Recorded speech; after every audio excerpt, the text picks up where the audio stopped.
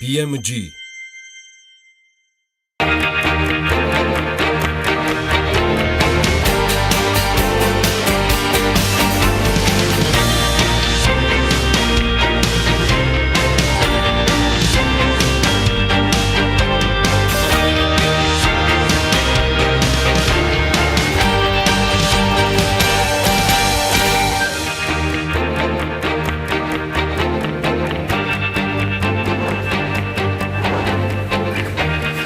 ჟურნალისტების 26 კაციანმა გუნდმა, რომელიც დღეს BMG-ს წარმოადგენს, ტელეკომპანია მაესტროს უშინ სასამართლო დავა მოუგო თბილისის საქალაქო სასამართლომ ჩვენი გუნდის 26 მოსარჩელის სარჩელი, რომელსაც გაერთიანებული პროფკავშირები წარმოადგენდნენ, მადლობა მათ ჭიდრომისთვის. შეფასე სტუდია მაესტროს წინააღმდეგ სარჩელი ნაწილობრივ დააკმაყოფილა, ნაწილობრივ პირობით, იმიტომ რომ ის ნაწილი, რომელიც არ დაკმაყოფილდა, ეს სამსახურში აღდგენა შეეხებოდა. დანარჩენს რაც შეეხება, სრულად დაკმაყოფილებულია სასამართლომ ბათილად ცნო გათავისუფლებების ბრძანებები და მოპასუხეს მოსარჩელთა სასარგებლოდ დაეკისრა ფულადი კომპენსაციების გადახდა. საქმე ეხება დღეს უკვე BMG-ს 26 თანამშრომლის სარჩელს, რომლებიც მაესტრომ და მისმა მენეჯმენტ დამფუძნებლებმა 2016 წელს სამსახურიდან გაუშვა. ეს არ არის იოლი თემა BMG-s გუნდისთვის, რომელიც თითქმის 2 წელიწადია არის ამ დავის პროცესში ტელეკომპანია მაესტროსთან. მე მინდა ამ ტელეკომპანიაში, ანუ მაესტროში დასაქმებულ ადამიანებს წარმატება უსურვა, მან შრომობენ და მუშაობენ. თლაც ისეთი ადამიანები, რომლებიც გარდა იმისა, რომ ჩვენი მეგობრები და კოლეგები არიან, მათ შორის არიან ისეთებიც, რომლებიც პირადად ჩემი ოჯახის წევრებიც არიან. მე მსურს არხს და მის გუნდს უსურვო გაძლიერება და წინსვლა, მეტი მედია და რეპორტიორული ექსკლუზივები და მეტი წარმატება. წარმატება მეგობრებო. აი წარმატებას ნამდვილად არ უსურვებ მაესტროს დირექტორატს და მით უმეტეს მის დამფუძნებლებს და შემიძლია მხოლოდ ერთი დავაანონსო. ეს არის მხოლოდ გამარჯვების დასაწყისი იმ გრძელ სამართლებრივ გზაზე, რომელიც კავშირშია მაესტროს ფაქტიურ და იურიდიულ მფლობელებთან. BMG ასევე ამზადებს სპეციალურ ფილმს, რომელსაც შემოდგომაზე შემოგთავაზებთ, თუ როგორ მოხდა ფიზიკური პირების და კომპანიების, იურიდიული კომპანიების მიერ 2 წლის განმავლობაში აღმავლობის გზაზე მყოფი ტელეკომპანია მაესტროს დარეიდება, ფაქტიურ მფლობელობაში გადასვლა პირებთან, რომლებიც პირდაპირ კავშირში არიან პოლიტიკური პარტია ქართული ოცნებას თავმჯდომარესთან ბიძინა ივანიშვილთან. ამას ამავე პერიოდში ცელ სტატიას მიუძღვნის საერთაშორისო Forbes-ი, თუმცა ცხადია, ეს არ იქნება ქართული Forbes-ი. ჩვენი პარტნიორები შეერთებულ შტატებში და მსოფლიოს სხვა ქვეყნებში სრულად არიან ჩართულები პერიპეტიებში, რომელიც უკავშირდება ტელეკომპანია მაესტროს და ჩვენ შორის დავას, როგორც საავტორო უფლებების, ასევე სხვა მომიჯნავე თემებზე, რაც პირდაპირ კავშირშია ტელეკომპანია მაესტროს და იმედის საერთო დამფუძნებლებთანაც. აბა თუ მიხვდებით ჩვენი კოლმეურნეობის თავმჯდომარე ვინ არის. დილა მშვიდობისა, დღეს 26 ივნისია, საკმარისი იყო ერთი სამუშაო დღით დამეტოვებინა საქართველოს და ესეთია მაგარი ამბები დამახვედრეს უფრო მაგრებმა BMG-s გუნდიდან. ყველას ჩვენ საქმიან მაყურებელს ესეთ წარმატებებს, გამარჯვებებს და შემოსავლებს გისურვებთ ზეზეურად ყოველ დღე. ამასობაში მთავარი ამბები ნავთობზე მსოფლიო ფასები OPEC Plus-ის შეთანხმების ფონზე კლების მიმართულებით აგრძელებს სვლას. OPEC Plus-ი ნავთობმოპოვებას დღეღამის მოცულობიდან გამომდინარე 1 მილიონი ბარელით გაზდაზე შეთანხმდნენ. 22 ივნისის ვაჭრობაზე ბრენტის მარკის ნავთობის ფასი ლონდონის ბირჟაზე $70.5 გახდა დღევანდელი ვაჭრობის პირველ წუთებზე. იგი 74.8-დია, ხოლო შუა დღისთვის აგვისტოს ფიუჩერსების ფასი $73.7 არის დაფიქსირებული. ნავთობის გაიაფების ფონზე ვარდნასგანისტის შედარებით რუსული რუბლიც, რომელიც დღეს დოლართან მიმართებაში 30 კაპიკით გაუფასურდა. და ერთმა დოლარმა 63.2 რუბლი შეადგინა, ხოლო ევროსთან მიმართებაში 24 კაპიკით, რუსული კაპიკით გაუფასურდა 73.5 ღირს. OPEC პლუსის ფორმატის მონაწილე ქვეყნებმა ირანის, ერაყისა და ვენესუელას პროტესტის მიუხედავად ვენაში გამართულ შეხვედრაზე მიიღეს გადაწყვეტილება წლის მეორე ნახევარში ნავთობმოპოვება დღე-ღამეში 1 მილიონი ბარელით გაზარდოს. კარტელისა და მისი არაწევრი ქვეყნების შეთანხმების მიზანია იმ ნიშნულამდე მივიდეს ნავთობმოპოვების მოცულობა, რომელიც 2016 წელს შეათანხმეს. მაისში ერაყმა გაზარდა ნავთობის ექსპორტი, ყოველდღიური ოდენობა 4.5%-ით, აპრილისთვის მაჩვენებელთან შედარებით ეს 3.5 მილიონამდე იყო ბარელი დღე-ღამეში. ასეა ნათქვამი მათ შორის სახელმწიფო კომპანია, ერაყის სახელმწიფო კომპანია State Oil Marketing Organization-ის მიერ გამოქვეყნებულ მონაცემებშიც. 2018 წლის აპრილის შედეგებით კი ერაყიდან ნავთობის მიწოდების ყოველდღიურმა მოცულობამ უკვე 3.3 მილიონი ბარელი შეადგინა. სულ მაისში ერაყმა განახორციელა 108 მილიონი ბარელის ნავთობის ექსპორტი, ეს ზრდა არის. მეგობრებო, აპრილის თვესთან შედარებით 8%-ით. ნავთობის მთელი მოცულობის ექსპორტი განხორციელდა ბაზრასაბადოდან, ერაყის შემოსავალმა ნავთობის ექსპორტიდან აღნიშნულ პერიოდში 7.5 მილიარდი დოლარი შეადგინა. ეს არის საუბარი 64.8 დოლარის საშუალო ფასის პირობებში 1 ბარელზე.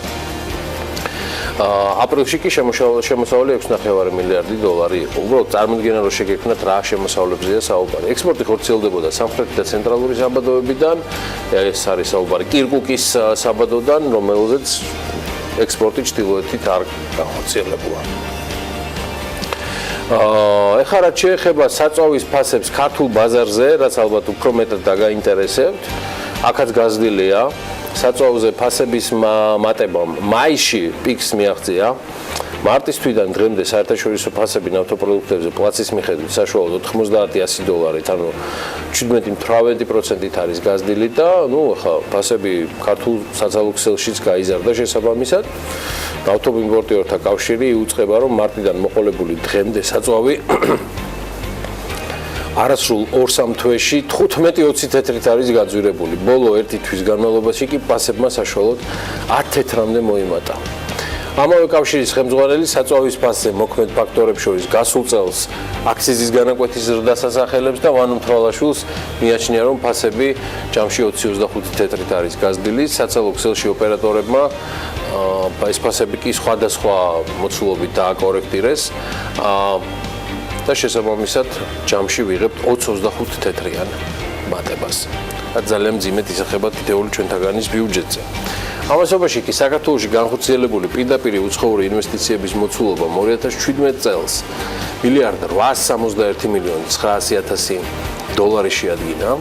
საქსტატის მონაცემებით ზრდა 16.2%-ია 2016 წლის შესაბამის პერიოდთან შედარებით. შარშანწინ საქართველოში განხორციელებული FDI 1.565.900.000 დოლარი იყო.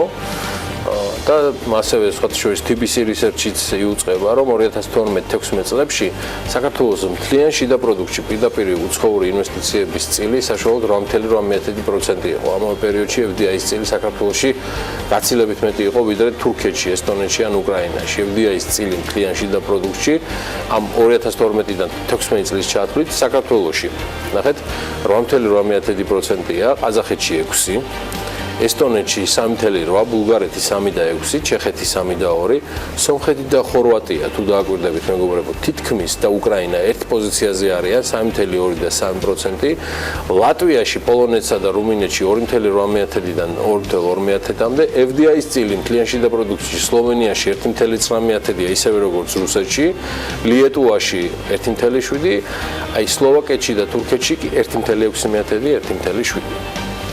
ეხლა მინდა რომ სოფლიოს ყველაზე მსხვილ მევალეებსაც გადავხედოთ.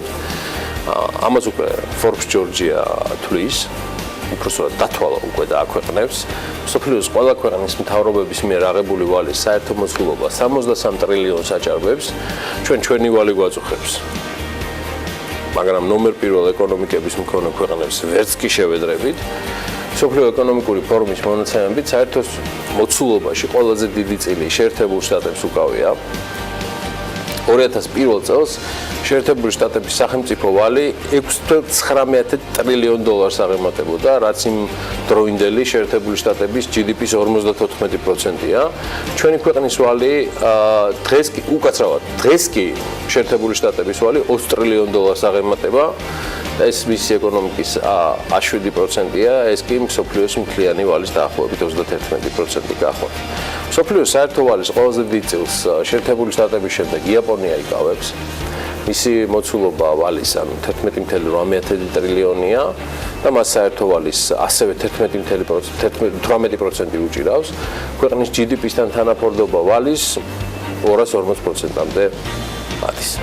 იაპონიას ჩინეთი მოყვება თითქმის 5 ტრილიონიანი ვალით 4 ტრილიონ 900 მილიარდი დოლარი.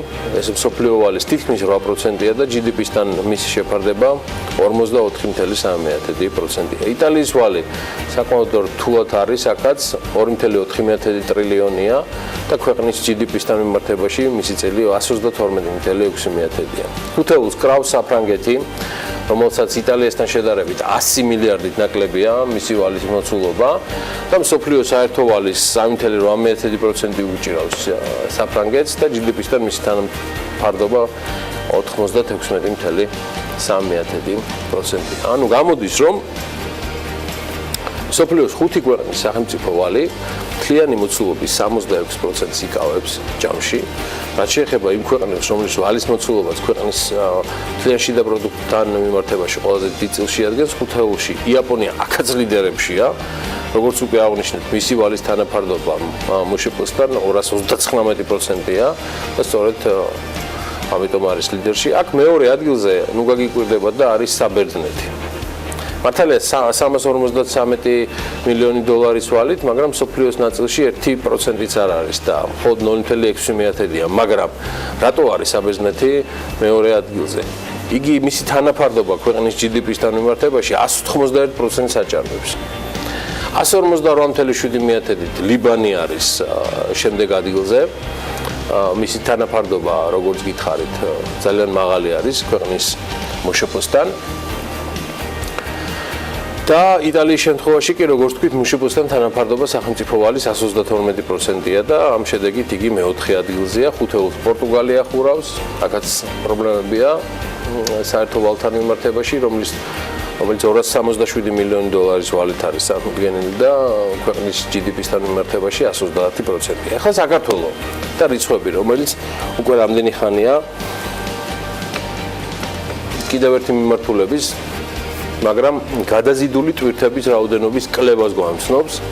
მიმდინარე წლის 4 თვეში საქართველოს დერეფანში 11.600.000 ტონა ტვირთი გადაიზიდა, რაც წინა წლის ანალოგიურ პერიოდს 300.000 ტონით ჩამორჩება. ეკონომიკის სამინისტროს მონაცემებია და ისინი გვაუწყებენ, რომ შემცირებულია საზღვაო ნავსადგურებსა და ტერმინალებში გადამუშავებული ტვირთების მოცულობაც. საანგარიშო პერიოდში პორტებში 5 მილიონი ტონა ტვირთი გადამუშავდა, რაც წინა წლის ამავე პერიოდს 700.000 ტონით ჩამორჩება. განახლებული სტატისტიკით მცირედით არის გაზრდილი საზღვაო ტერმინალებში გადამუშავებული კონტეინერების მოცულობა.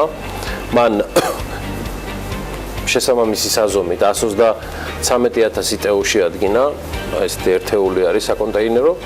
მიმდინარე წლის პირველ 4 თვეში კი საქართველოს რკინიგზამ 3.300.000 ტონა ტვირთი გაატარა, რაც 2017 წლის ანალოგიურ პერიოდის მაჩვენებელზე თითქმის 9%-ით ნაკლებია.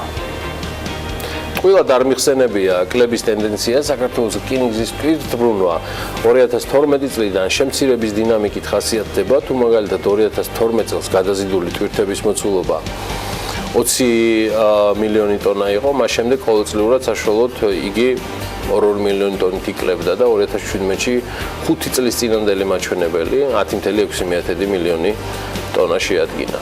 აი, ეს არის თვითბრუნვის მონაცემები.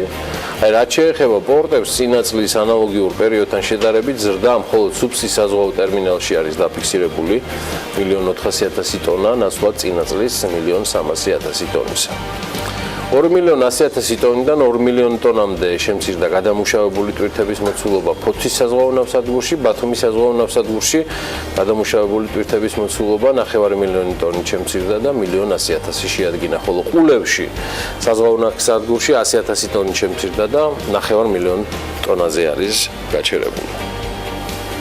რა განაპირობებს ტვირთბრუნვის კლებას, ბევრ სხვა ფაქტორებთან ერთად მნიშვნელოვანია ტარიფები, ანუ მომსახურება, ეს რა არის ეს მომსახურება, ეს არის ნებისმიერი სახის საქმიანობა, ან სარგებელი, რომელიც ერთი მხარე მეორეს თავაზობს ამ პირიქით. მომსახურების შეფასებისას მნიშვნელოვანია მისი მიმღების მომხმარებლის შეფასება, ამ ნაწილშიც კლება გვაქვს.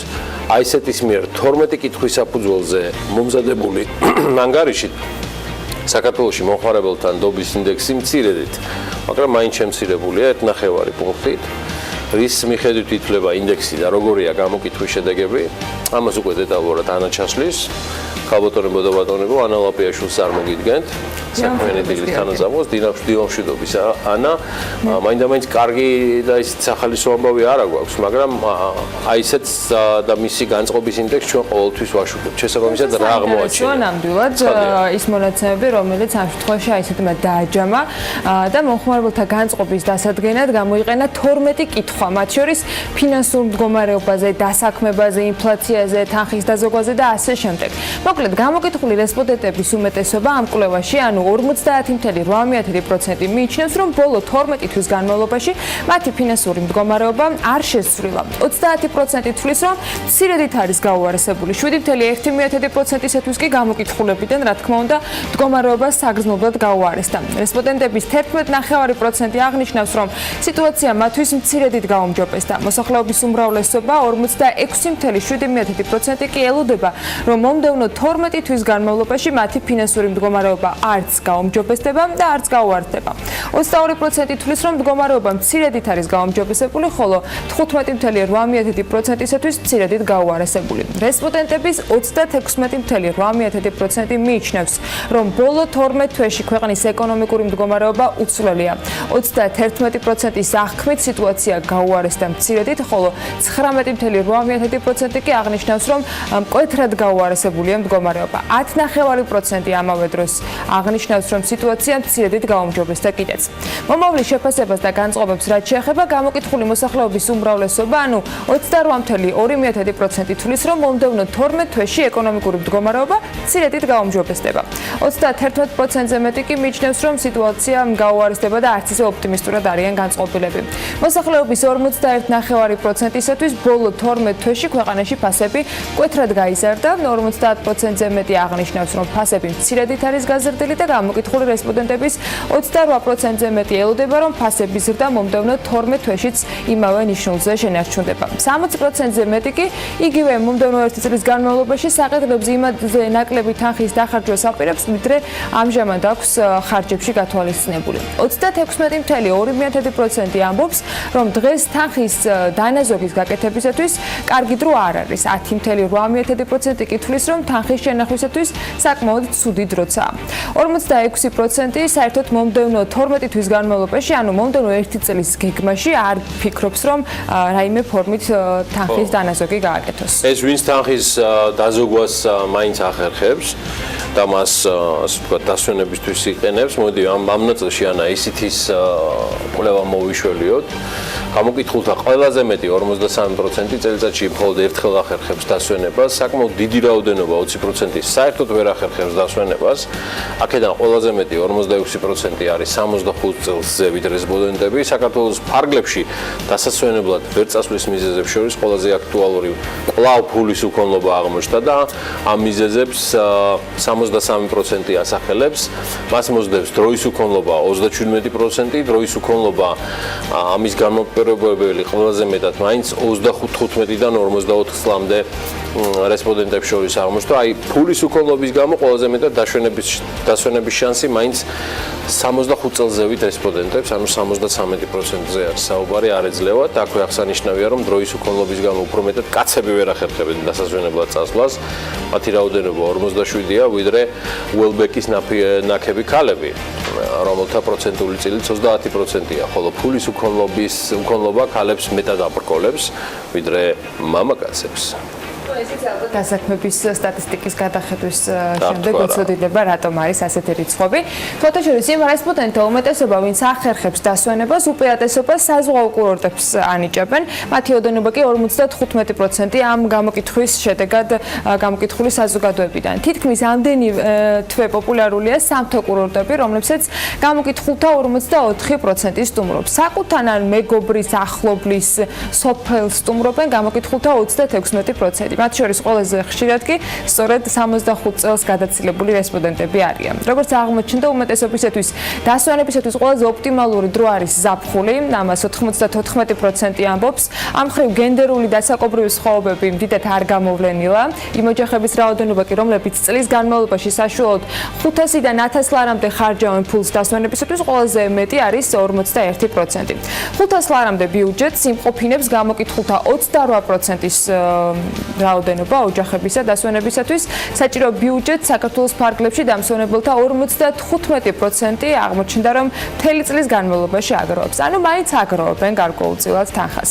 25% საერთოდ არ სჭირდება ფულის დაზოგვა დასვენებისათვის და მათ შორის უფრო მეტად კი კაცებს, ანუ 33% შეადგენენ ისინი, ქალებს კი 20%-ის წარმომადგენლობით აქვთ ამ შემთხვევაში პოზიცია დაფიქსირებული. დამსვენებელთა 8%-ს საბანკო სესხის ან განმავლობის გაკეთება უწევს იმისათვის, რომ დასასვენებლად საჭირო თანხა მიიღონ. ეს კვლევა თბილისის მასშტაბით არის ჩატარებული და შემთხვევითი შერჩევის გზით აქ 400 ზრდასრული თბილისელია გამოკითხული. 2018 წლის 2-3 ივნისის პერიოდში ჩატარდა გამოკითხვა და მონაცემთა სტატისტიკური ცდომილება, როგორც თავად ACT-ში განმარტავენ, 3-დან 6.5%-იან შუალედში მერყეობს. გამოყენებული მეთოდი კი პირდაპირ ინტერვიუს წესი იყო.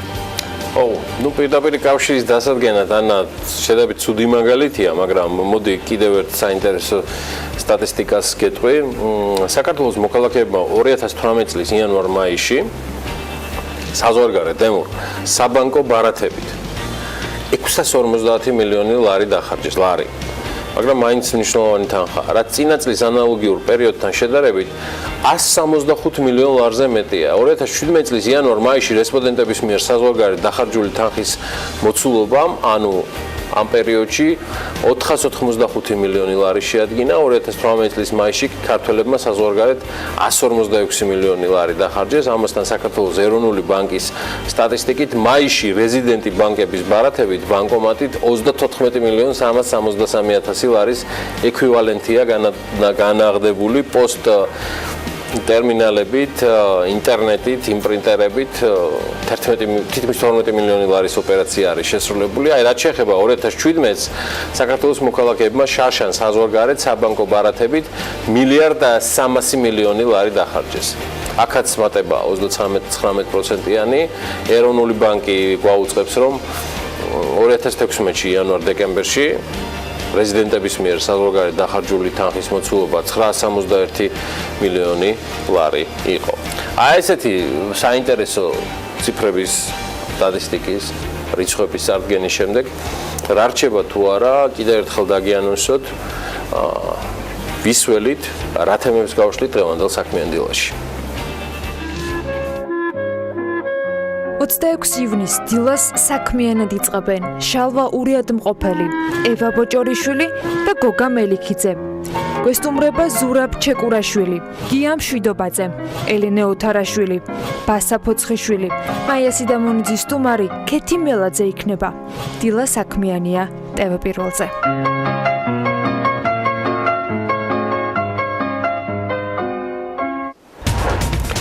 მაისში სტანდარტული იმერული ხაჭაპურის გამოცხობის ბაზი 3.4%-ით შემცირდა.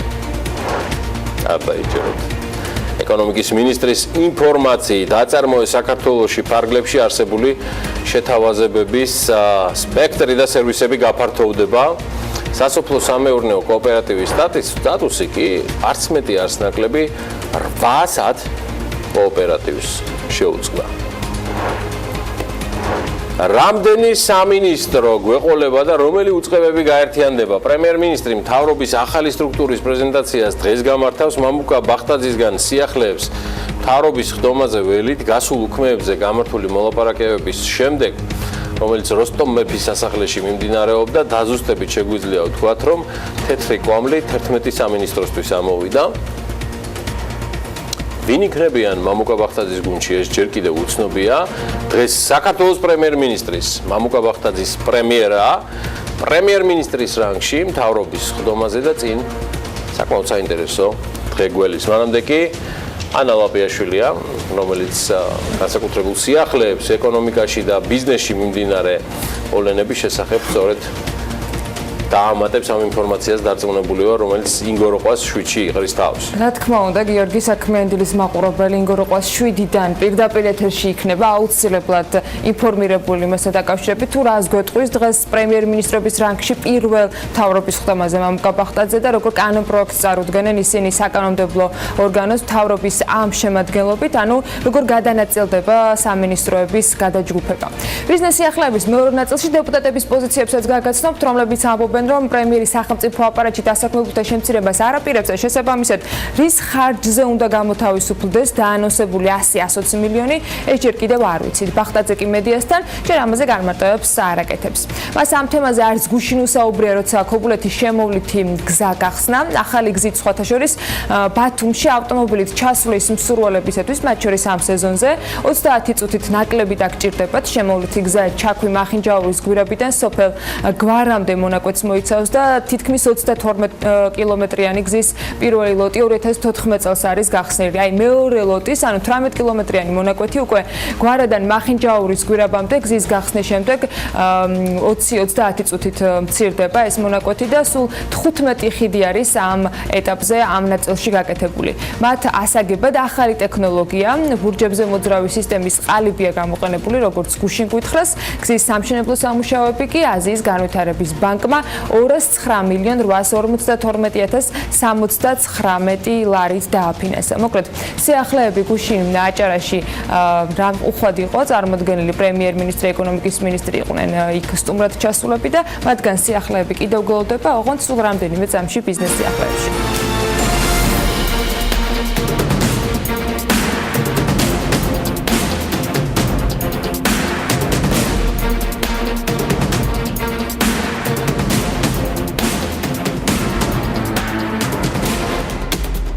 მაისში სტანდარტული იმერული ხაჭაპურის გამოცხობის ფასი 3 ლარი და 17 თეთრი იყო, რაც წინა თვესთან შედარებით 3.4% ნაკლებია, ხოლო წინა წლის ამავე პერიოდთან შედარებით 1.1% გაზრდილი მაჩვენებელია. ხაჭაპურის ინდექსს აისეტი ითვლის და ამისთვის იმ ინგრედიენტების ფასს იყენებს, რომელიც სტანდარტული იმერული ხაჭაპურის გამოცხობისთვის არის საჭირო.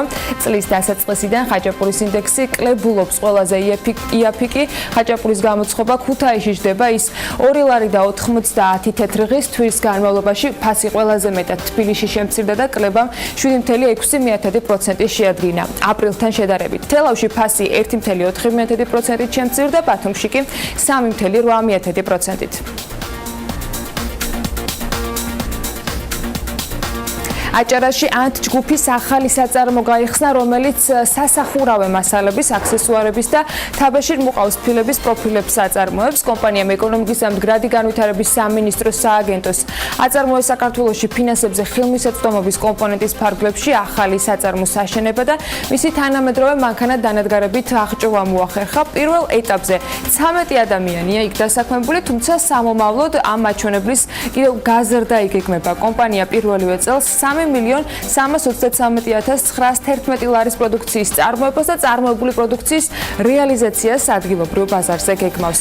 განხორციელებული პროექტის ინვესტიციის ჯამური მოცულობა კი 1.186,150 ლარია. გახსნას ესწრებოდა, როგორც გითხარით, ეკონომიკის მინისტრიც და პრემიერიც. აჭარაში ყოფნისას ეკონომიკის მინისტრმა მოინახულა სამეწარმეო მარკეტით, სადაც გიორგი ჩერქეზიშვილმა აწარმოეს საქართველოში ფარგლებში არსებული შეთავაზებების გაფართოებაც დაანონსა. სამეწარმეო მარკეტზე გამოფენილი იყო პროგრამის აწარმოეს საქართველოში მცირე მეწარმეობის ხელშეწყობის კომპონენტის ბენეფიციარების მიერ წარმოებული პროდუქცია. გარდა ამისა, ბათუმში სამეწარმეო მარკეტზე ინოვაციების და ტექნოლოგიების სააგენტოს სტარტაპებიც იყვნენ განთავსებული სხვადასხვა სტენდებზე. პროექტებზე და მათ შორის იყო ის სიმულატორებიც, რომლებზეც საზღვაო აკადემიის სტუდენტები სწავლობენ. ჩერქეზიშვილმა კი მცირე მეწარმეობის განვითარების მნიშვნელობაზე და ამ მიმართულებით ხელშეწყობის აუცილებლობაზე გააკეთა საუბრისას აქცენტი.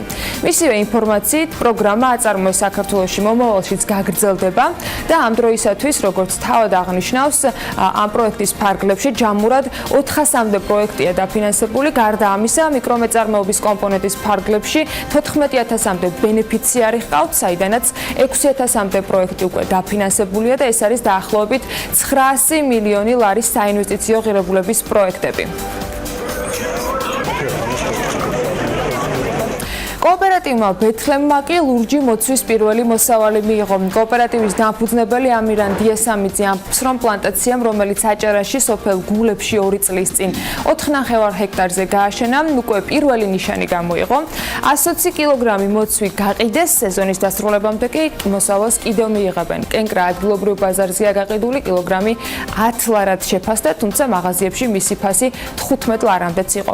მისი თქმით, ის პროგრამები, რასაც ხელისუფლება და ემპარტი ახორციელებენ, ფერმერებს ეხმარება. კოოპერატივმა 2016 წელს პლანტაციის გასაშენებლად საჭირო თანხა გრანტის სახით სწორედ ემპარტის პროექტის ფარგლებში მოიპოვა და 8700 ლარის ამერიკული ჯიშის ლურჯი მოცვის ნერგების ყიდვა და წვეთოვანი სარწყავი სისტემების მონტაჟს მოახმარა.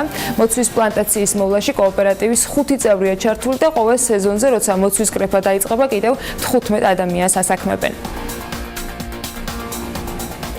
ამჟამად საქართველოში რეგისტრირებული სასოფლო-სამეურნეო კოოპერატივების რაოდენობა 1257-ია. სასოფლო-სამეურნეო კოოპერატივების განვითარების სააგენტოს მიერ კი სასოფლო-სამეურნეო კოოპერატივების მონიტორინგი მუდმივად მიმდინარეობს, რაც გულისხმობს კოოპერატივების საქმიანობის შესაბამისობის დადგენას სასოფლო-სამეურნეო კოოპერატივების შესახებ საქართველოს კანონის მოთხოვნებთან დაკავშირებით. სააგენტოში განმარტავენ, რომ ჯამში 2014 წლიდან დღემდე გეგმიური და არაგეგმიური მონიტორინგი 1574 კოოპერატივში განხორციელდა. მათთვის რეკომენდაციები გაიცა, გამოვლინდა ხარვეზები, კანონი დადგენილ ვადაში კი უნდა გამოსწორებულიყო. თუმცა, გამოუსწორებელი ხარვეზების შედეგად სასოფლო-სამეურნეო კოოპერატივების სტატუსი ამ დროისათვის 810 კოოპერატივს შეუწყდა. კომუნიკაციების ეროვნული კომისიის მონაცემებით ამ წლის 4 თვეში მობილური კომპანიების აბონენტების რაოდენობა 98,000-ით შემცირდა. თუკი წლის დასაწყისში კომპანიებს 5,49,000 მომხმარებელი უფიქსირდებოდათ, ბოლო სტატისტიკური მონაცემებით 4 თვის ჯამში მათი რაოდენობა 4,951,000-ია. ყველაზე მეტი მომხმარებელი კომპანია მაგთის ყავს 1,900,000, ცოტა ნაკლები 1,800,000 უფიქსირდება ჯეოსელს და ბილაინის შემთხვევაში 1,100,000 მომხმარებელია. გასული წლის 2017 წლის 4 თვესთან შედარებით წელს კომპანიებს 13,000 აბონენტით ნაკლები ჰყავთ. ჯეოსელის შეერთებამ სილქნეტის სრულფასოვან ოპერატორად აქცია მიიჩნევს საერთაშორისო სარეიტინგო კომპანია Fitch და 2018 წელს სილქნეტის მიერ დაახლოებით 70 მილიონი დოლარის EBITDA-ს აკუმულირებას ელის. გავლენიანი სარეიტინგო კომპანია ბაზარზე კომუნიკაციის გაძლიერებასაც პროგნოზირებს და მიიჩნევს, რომ ჯეოსელის შეერთებით და მომსახურებების გაფართოებით კომპანია შეძლებს კონკურენცია გაუწიოს მაგთიკომს. 4 მომსახურების შეთავაზებით ვფიქრობთ, სილქნეტი კიდევ უფრო გააუმჯობესებს მის პოზიციებს, მით უმეტეს მაშინ, როდესაც 2015-17 წლებში მან მნიშვნელოვანი ინვესტიციები ჩადო ინტერნეტის მიმართულებით და მოსალოდნელია დამატებითი ინვესტირება 2018-19 წლებში აღნიშნავენ Fitch-ი. სააგენტო მიუთითებს, რომ ფართო ზოლოვანი და სატელევიზიო მომსახურების ბაზრებზე სილქნეტის წილი მაგთიკომის მიერ დიდი ზეწოლის ქვეშ იყო. კომპანია მომხმარებლების მოსაზიდად აქტიური სარეკლამო კამპანია დაიწყო და 17-18 წლის პირველ კვარტალში განახორციელა. შედეგად კი სილქნეტმა ამ მიმართულებით წამყვანი პოზიცია მაგთიკომს დაუთმო. Amazon-ი ქართულად ლილომოლის ახალი ინტერნეტ მაღაზია 1 ივლისიდან უნდა გაეშვას. ონლაინ გაყიდვების საიტი უკვე მზად არის. საიტზე ლილომოლში მდებარე სავაჭრო ობიექტების პროდუქცია აიტვირთება და გაიყიდება ონლაინ იგივე ფასად.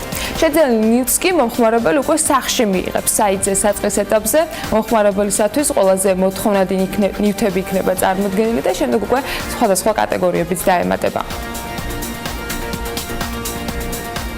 განათლებისა და მეცნიერების სამინისტრო კი მოსწავლეებისათვის საზაფხულო ეკოსკოლას მოაწყობს, რომელშიც 2017-18 აკადემიური წლის მდგომარეობით მე-7, მე-8 და მე-9 კლასების 300 მოსწავლე მიიღებს მონაწილეობას.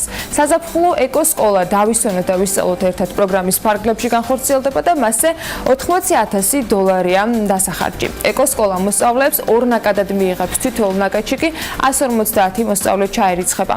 ნაკადის ხანგრძლივობა 10 დღიანია. პროექტის თანახმად მოსწავლეებთან ერთად ტრენერი, ლიდერი, მენეჯერი, ადმინისტრაციული ასისტენტები იქნებიან წარმოდგენილი. თითოეული ტრენერი და ლიდერი კი არაუმეტეს 25 მოსწავლეს მოემსახურება, ასევე 25 მოსწავლეზე ერთი მანდატურია ამ პროგრამის ფარგლებში გამოყოფილი. მოკლედ ასეთი იყო ბიზნეს სიახლეების პირველი ნაწილი და ახლა საავტო მიმოხილვის დროც არის.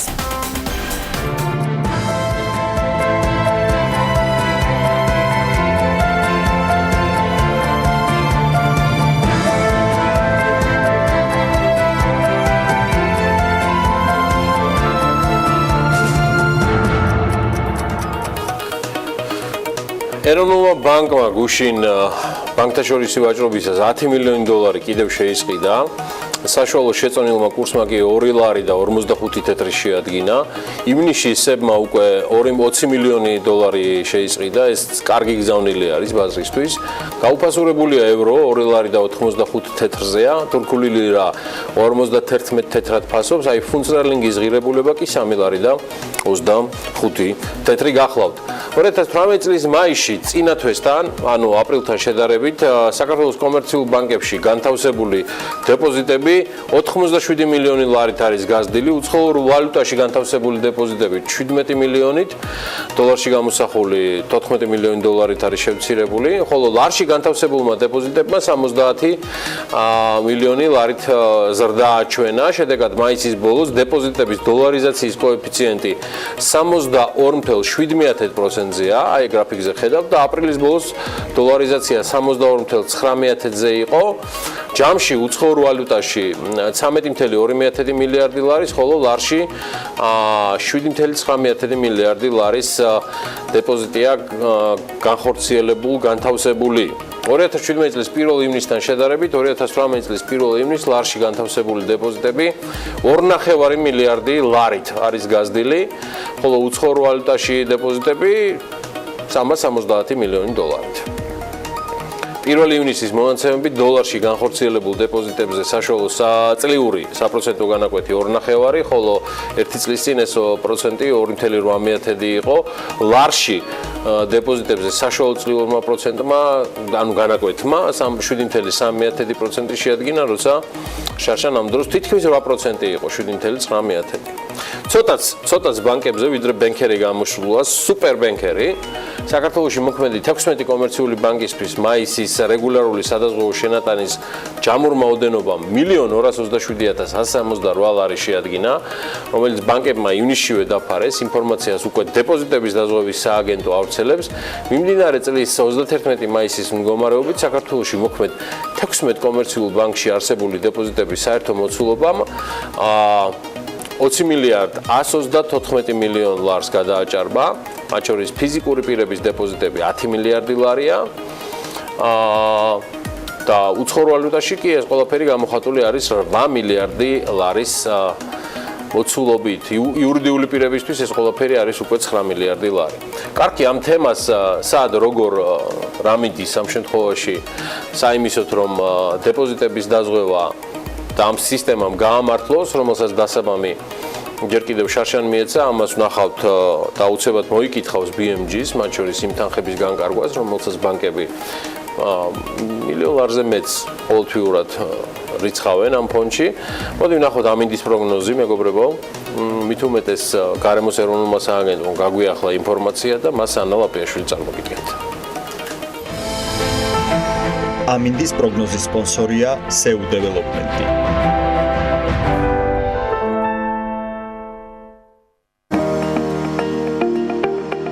ამინდის პროგნოზის სპონსორია სადაზღვევო კომპანია უნისონი. თავისუფალი დაზღვევა თქვენი სიმშვიდისათვის.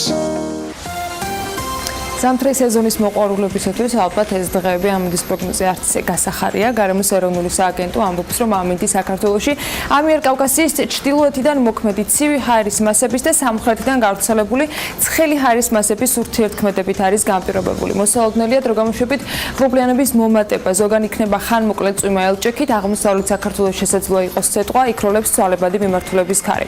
სოხუმში 29 გრადუსი იქნება, ბათუმში შესაძლოა იყოს წვიმა, თუმცა აქაც 29 გრადუსი დაფიქსირდება.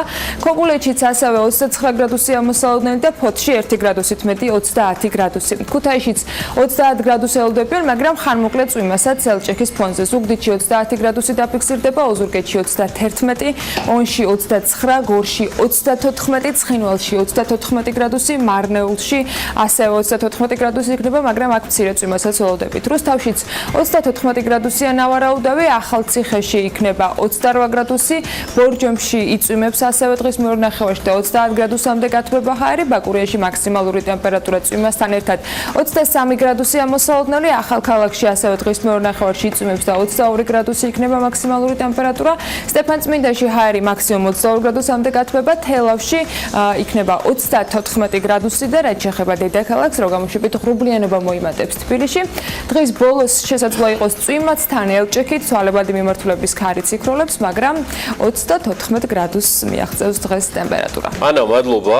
გელით წამყვანების ტრადიციულ და ძირითად ლოკაციაზე. შევისვენოთ, გულისხმობ იმას, რომ უნდა ვნახოთ რეკლამა, რომელიც სუპერ საინტერესოა TV პირველზე. კიდევ ერთხელ ვნახოთ სტუმრების და სპიკერების თემები, ასევე ვინაობა. ვინ გვეყოლება დღეს საქმიან დილაში და შემდგომ უკვე გავნაგზობთ ჩვენი საქმიანი დილა. 26 ივნისს დილას საქმიანად იწყებენ შალვა ურიადმყოფელი, ევა ბოჭორიშვილი და გოგა მელიქიძე. გვესტუმრება ზურაბ ჩეკურაშვილი, გია მშვიდობაძე, ელენე ოთარაშვილი, ბასა ფოცხიშვილი, მაია სიდამონიძის სტუმარი ქეთი მელაძე იქნება. დილა საქმიანია TV პირველზე.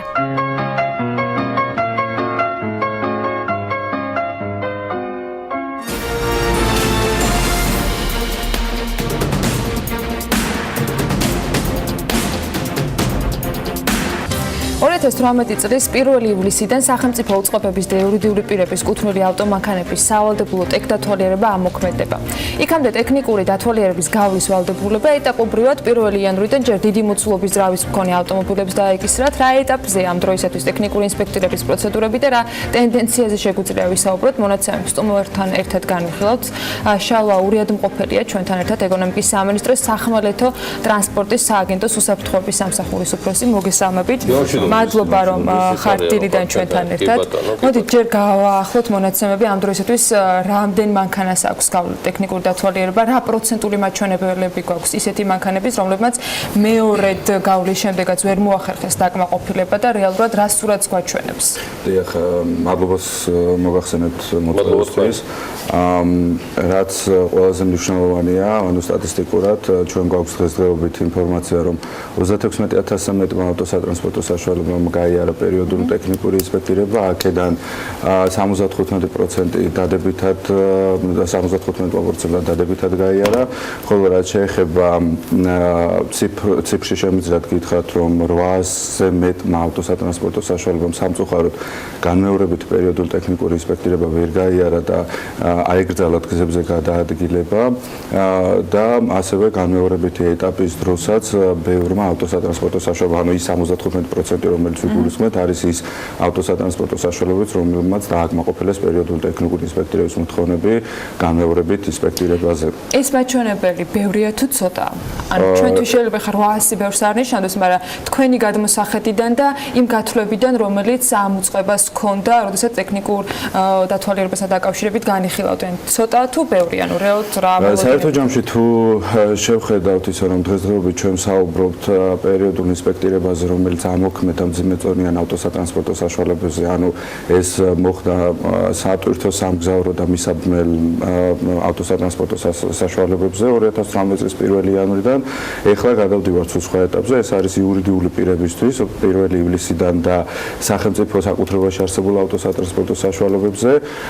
შემდეგი ეტაპი 1 ოქტომბრიდან გველოდება, ეს არის ავტოსატრანსპორტო საშუალებებისთვის, რომელთაც ზრავის მუშამოცულობა შეადგენს 3000 კუბურ სანტიმეტრს ან მეტრს და 3-დან რასაც ვეძახეთ 3-დან 0-იან ძრავს, კი ბატონო.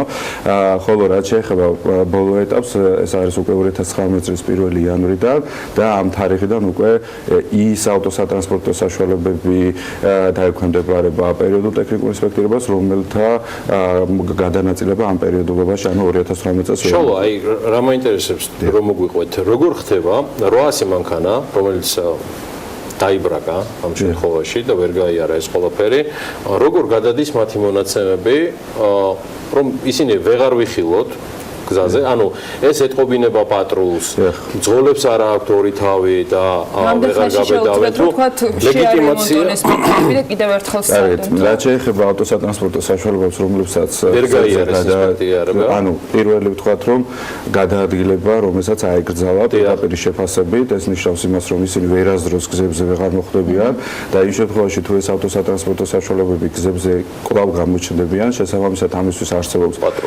საპატრულო პოლიცია, რომელიც გზებზე ამოწევს ავტოსატრანსპორტო საშუალებებს და პატრულს აქვთ პროგრამაზე წვდომა სარეგისტრაციო ნომრის შეყვანის შემდეგ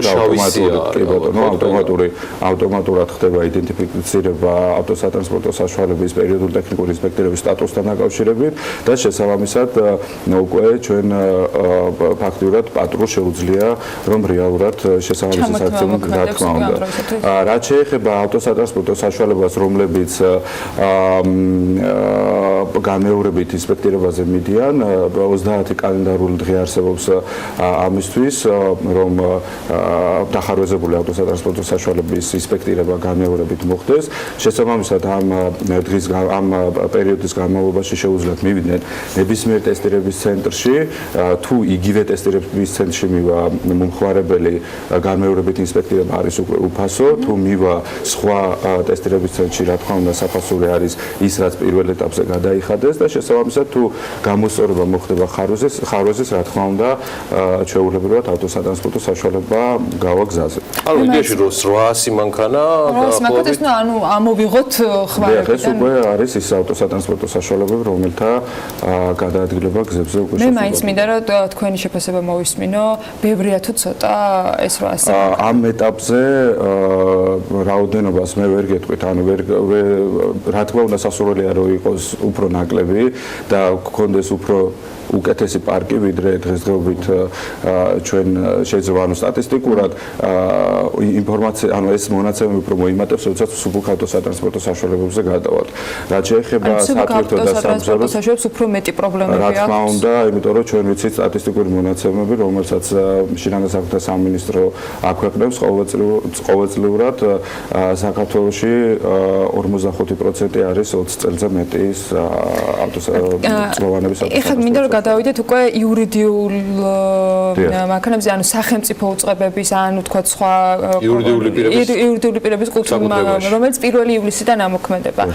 ჯამში რა მოცულობის ავტოპარკის შემოწმება არის ამ შემთხვევაში? 30000-დან 100000-მდე ავტოსატრანსპორტო საშუალება არის საერთო ჯამში, რომელიც ჩვენ 2019 წლის 1 იანვრამდე უნდა დავფაროთ. ამისთვის რაოდენობას ტესტირების ცენტრების უკვე გაიზარდა 37 აკრედიტირებული ტესტირების ცენტრი გვაქვს, რომელიც მოიცავს 80 ხაზს და აღნიშნული მათი საერთო სოფტში ჩართვა მოხდა შალო. კი, ეს დღესდღეობით ხდება ერთიან ელექტრონულ სისტემაში მათი შეყავთ ინფორმაცია ინსპექტირების პროცესთან დაკავშირებით და შესაბამისად ყველა ეს ინფორმაცია თავს იყრის ერთ ფანჯარაში, რაც შეეხება ეხება ჩვენ ეკონომიკის სამინისტროს აქვს call center 1494, რომელიც უშუალოდ კონკრეტულად პერიოდულ ტექნიკური ინსპექტირების საკითხებთან დაკავშირებით მუშაობს და ასევე მოსახლეობას მინდა რომ ვთხოვოთ იმ შემთხვევაში თუ რაიმე დამატებითი შეკითხვები ექნებათ ინსპექტირების პროცესის დაწყებამდე 1494 ეს არის ცხელი ხაზი ეკონომიკის სამინისტროსი და სადაც შეუძლიათ მიიღო ნებისმიერი ინფორმაცია პერიოდულ ტექნიკური ინსპექტირების პროცესთან დაკავშირებით. მთელი ამ პერიოდის განმავლობაში ჩვენ ყველანი 12 საათზე ველით პრემიერ-მინისტრის მამუკა ბახტაძის განცხადებას, ხო არ ყოფილა სააგენტოს წიაღში რაიმე ტიპის კონსულტაციები იქნება ეს მინისტრი გიორგი ჩერქეზიშვილი დღევანდელი მისი წინამორბედების საიმისოთ, რომ შეცვლილი იყო პროფილი იმისი, რასაც ძალიან დიდი ხანია ელოდება საქართველოს და თბილისის მოსახლეობა, გულისხმობ ინსპექტირება ავტოსატრანსპორტო საშუალებებისა, რომელიც უნდა ამოვიდეს ამ ყველაფრიდან, შეიცვალოს პროფილი, გადავიდეს სხვა უწყებაში, ან რაიმე ესეც ხომ არ ქონია ადგილობრივ ჯერჯერობით ამასთან დაკავშირებით საუბარი არ არის, ან პროცესი ჩვეულებრივად გრძელდება ესე. მე მაქვს კიდევ ერთი ბოლო კითხვა, 80 ხაზი და 37 ინსპექტირების ცენტრი. ეს საკმარისია იმისათვის, რომ როცა ყველაზე მეტი მანქანის შემოწმება მოხდება 2019 წლის 1 იანვრიდან, არ იყოს პრობლემები ტრაფიკთან დაკავშირებით. მოგახსენებთ, რომ 2019 წლის 1 იანვრისთვის ჩვენ დამატებით ველოდებით ახალი ხაზების გახსნას, როგორც იცით, ეკონომიკის საგანგებო განვითარების სამინისტროს გამოცხადებული ჰქონდა ინტერესი და გამოხატვა ახალი ხაზების მშენებლობასთან დაკავშირებით, სულ საუბარი იყო 51 ხაზის დამატებაზე და ამ ეტაპზე მინდა გითხრათ, რომ ამ 3 ლოტად იყო დაყოფილი, თითოეული ლოტი მოიცავდა 17 ხაზს და ამ ეტაპზე ყავს გამარჯვებული კომპანია, რომელიც 2019 წლის 1 იანვრამდე უზრუნველყოფს ამ კუთხით ახალი ტესტირების ცენტრების დამატებას, დაიფარება მთლიანად რეგიონალურად მთელი საქართველო და მაღალმთიან რეგიონებში ჩვენ დამატებით გვექნება მომსახურება, ეს იქნება გადასატანი ხაზი, მობილური ხაზი, რომ მაღალმთიან რეგიონებში მაცხოვრებლებისთვის დისკომფორტი არ იყოს, თქვათ, გარკვეული მანძილის გავლა. კომპანიაა, შევა ესა? კომპანიას ჯერჯერობით ვერ ვასახელებთ, იმიტომ რომ ხელშეკრულების გაფორმების პროცესში ვარ და შესაბამისად წარმატებები და ნებისმიერი ახალი სტატისტიკით გელოდებით. საინტერესოა განახლება სტატისტიკის და თქვენთან საუბარი. შალვა ურიატყოფელი იყო ჩვენთან ერთად. კოკა-კოლა დავაგემოვნეთ, ყავის გემოთი ერთად. ესე ვიცით, ვინც ადრიანად მოდის ჩვენთან ერთად და ეკონომიკის სამინისტროს სახმელეთო ტრანსპორტის სააგენტოს უსაფრთხოების სამსახურის უფროსმა ეზეურად მოახერხა. რეკლამაზე გავალთ, შალვას გავაცილებთ და მალე დაგიბრუნდებით ბიზნესზე და ეკონომიკაზე ახალი ამბებით.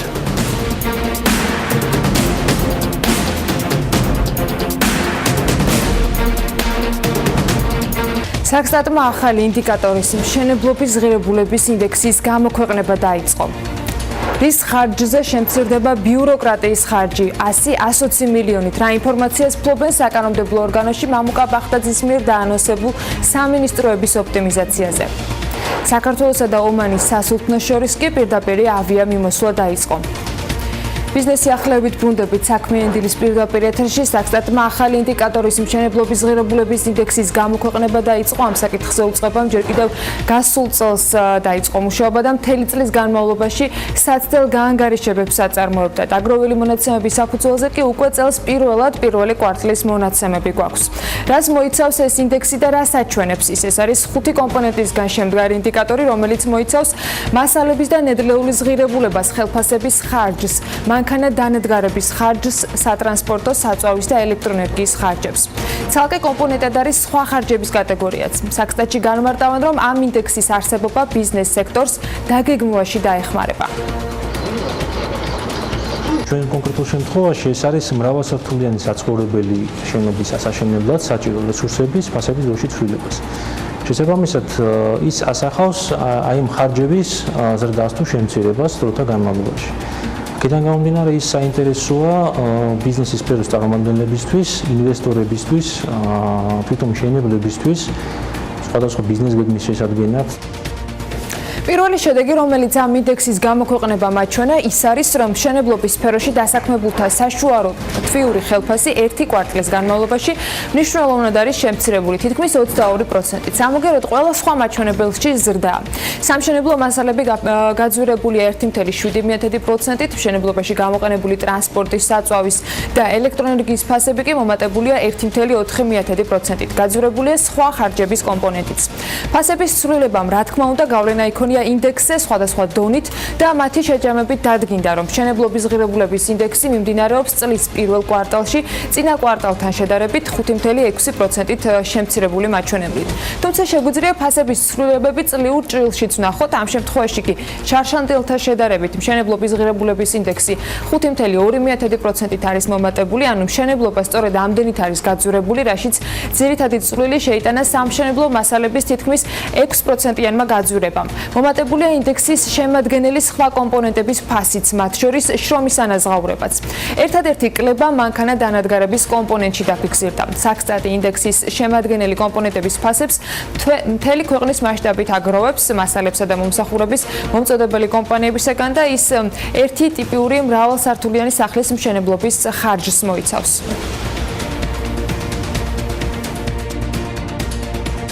ფასების გამოკვლევა ხდება მთელ საქართველოს ტერიტორიაზე მოქმედ ორგანიზაციებში, რომლებიც ბაზარს აწვდიან ამ სამშენებლო მასალებს ან უწევენ სხვადასხვა სახის მომსახურებას. ეს ხდება როგორც სამშენებლო მასალებზე, ასევე მანქანადანადგარების ფასებზე და აგრეთვე აკვირდებით ტრანსპორტირების ღირებულებას, საწვავის ღირებულებას და ელექტროენერგიის ღირებულებას. ამ ინდექსთან დაკავშირებით გარკვეული შენიშვნები სამშენებლო სექტორმა გამოთქვა. მათთვის ინფორმაცია საინტერესოა, მაგრამ მიიჩნევენ, რომ ის სრულყოფილი არ არის და საბოლოოდ მომხმარებლისთვისაც მნიშვნელოვანი მაინც ისაა, რა ღირს კვადრატული მეტრი ფართი. ამიტომ მიიჩნევენ, რომ მიწის ღირებულების ჩართვა გაანგარიშებაში განსაკუთრებით მნიშვნელოვანია. უბრალოდ ქონების ფასწარმოქმედაში აი ამ კომპონენტების გარდა ერთ-ერთი გადამწყვეტი არის მიწის ღირებულება. ანუ აი ეს დინამიკა ძალიან საინტერესოა და ეს გაკეთებული არის ეს კვლევები, თუ აი ესეც მიებმევა თქვათ აი ამ კვლევას და აი ამ თქვათ რაღაცა ინფორმაციას, ძალიან საინტერესო იქნება. რამდენიმე დღეში 14 სამინისტროს ნაცვლად 11 სამინისტრო გვექნება. საპარლამენტო უმრავლესობის წევრები ამბობენ, რომ ოპტიმიზაცია არ გულისხმობს საკადრო შემცირებას და ეს დაპირება მათ პრემიერისგან მიღებული აქვთ. საპარლამენტო ოპოზიციას ეჭვიებარება, რომ რეალურად რაიმე დაიზოგოს დაანონსებული ოპტიმიზაციის შედეგად, რადგან მნიშვნელოვანი შედეგი მათ ვერც კვირიკაშვილის დროს 18-დან 14 სამინისტრომდე მთავრობის შემცირებისას ვერ დაინახეს.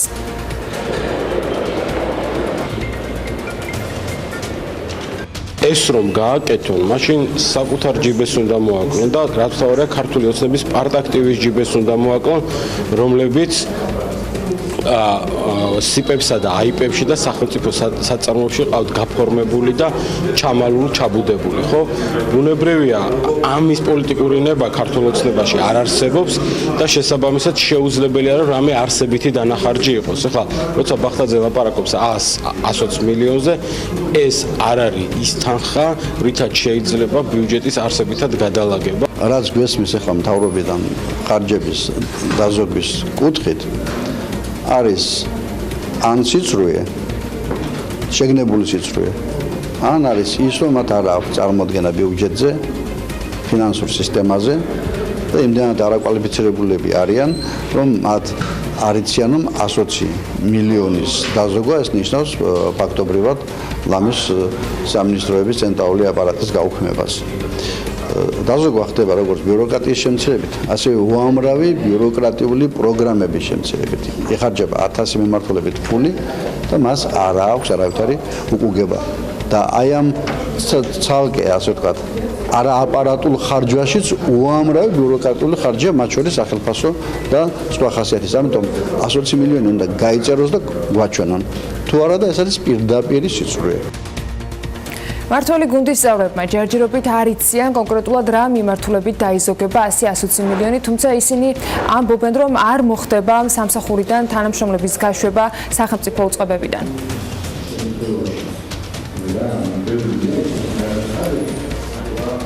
ну როგორც ვიცი ჩვენ ერთიანდება რამოდენიმე სამინისტრო შესაბამისად აპარატის ხარჯი იქნება ეს თუ ინფრასტრუქტურული ხარჯი რაც თითოეულ სამინისტროს ჭირდება რა თქმა უნდა ამ ნაწილში დაიზოგება ხარჯები პრემიერის პირობა არის ის რომ არც ერთ თანამშრომელი არ დატოვებს საკუთარ ადგილებს და რა თქმა უნდა ეს ოპტიმიზაცია და ხარჯების დაზრობა არ მოხდება იმ საჯარო მოხელეების ხარჯებით სამინისტროებში მუშაობს მაგრამ არის სხვა რესურსი სხვა ასე ვთქვათ ხარჯები რაც თითოეულ სამინისტროს გადანაწილებულა ამის ხარჯზე მოხდება და პრინციპი მთავარი რაც არის უნდა შემცირდეს ასე ვთქვათ პროპორცია შიდა პროდუქტთან, მთლიან შიდა პროდუქტთან სამთავრობო ხარჯის. ცხადია ეს საიდან იზოგება და სოციალურ პროგრამებს მოხმარდება, სოციალური თემატიკის პროექტებს მოხმარდება, მთავრობა მცირდება, სამინისტროები მცირდება და აქედან დაიზოგება ეს თანხები. საკადრო ოპტიმიზაცია თუ არ იქნება? აქ საუბარი იყო ზუსტად მაგაზე, რომ იზოგება არა პირდაპირ თქვა ხალხის შემცირებით და ხელფასების და მიმდინარე ხარჯების ხარჯზე, არამედ შესაბამისად, როდესაც მოხდება და ყოველ წელს ჩვენ ხედავთ, რომ ჩვენი მთლიანი შიდა პროდუქტი იზრდება და თვითონ მთლიანი შიდა პროდუქტის ზრდის პერიოდში აღარ გაიზრდება ეს მიმდინარე, რომ ვთქვათ, სახელფასო ხარჯები და მომსახურება დარჩება იგივე ღირებულების და შესაბამისად პროცენტულად 4.9%-დან 4.4%-დან რომელსაც დღეს წარმოადგენს, ჩამოვა 4%-ის ქვემოთ 3.9%-მდე და აი ეს თანხა წარმოადგენს 100-120 გააჩნია რა რაოდენობით გაიზრდება და ამ დაზოგვაზე არის საუბარი, რომელიც უკვე აღარ იქნება კაპიტალურ ხარჯებში მიმართული, არამედ იქნება მიმართული მიმდინარე ხარჯებში. გალერეა თბილისის 90 ნომრიანი სასტუმრო დაემატება. სავაჭრო ცენტრის ხელმძღვანელი ნიკა ცინცაძე ამბობს BMG-სთან ამას. მისი თქმით, სასტუმრო ფუნქციონირებას დაახლოებით წლის ბოლოს დაიწყებს. ამჟამად ათვისებულია 87%. რემონტი მიმდინარეობს 5-ზე და უახლოეს მომავალში გაიხსნება ქართული, აზიური და იტალიური რესტორნები, ამბობს ის. ასევე გაიხსნება ახალი ბრენდები. გვაქვს მოლაპარაკება რამდენიმე ბრენდთან, რომლებიც საქართველოში არ არის და უახლოეს თვეებში ქვეყანაში შემოვა. ამასთან გალერეა თბილისის გარდა გვაქვს დამატებითი შენობები, მაგალითად უკანა მხარეს საოფისე შენობა, რომელიც უახლოეს 5 თვეში ფუნქციონირებას დაიწყებს. გალერეის თავზე არის დამატებით კიდევ 2 სართული, რომელშიც 90 ნომრიანი სასტუმრო განთავსდება. განმარტავს ნიკა ცინცაძე და აღნიშნავს, რომ ჯერ არ არის მიღებული გადაწყვეტილება, რა ბრენდის სასტუმრო გაიხსნება სავაჭრო ცენტრში. მისივე თქმით, სრულად გალერეა თბილისში ჩადებული ინვესტიცია 100 მილიონი დოლარი იქნება.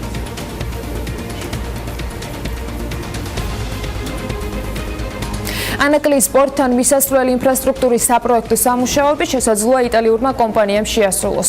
წინადადებების წარდგენის ვადა საავტომობილო გზების დეპარტამენტის მიერ გამოცხადებულ ტენდერში, რომელმაც მესამე მცდელობაზე უნდა გამოავლინოს გამარჯვებული, უკვე ამოწურულია. ტენდერში ყველაზე დაბალი ფასი 8.800.000 ლარი შემწყიდველს იტალიურ კომპანიას ANAS International Enterprise-ს ეკუთვნის. თუკი დოკუმენტაციის ნაწილში კომპანიას ყველაფერი წესრიგ შექმნება, მასთან ხელშეკრულებაც გაფორმდება.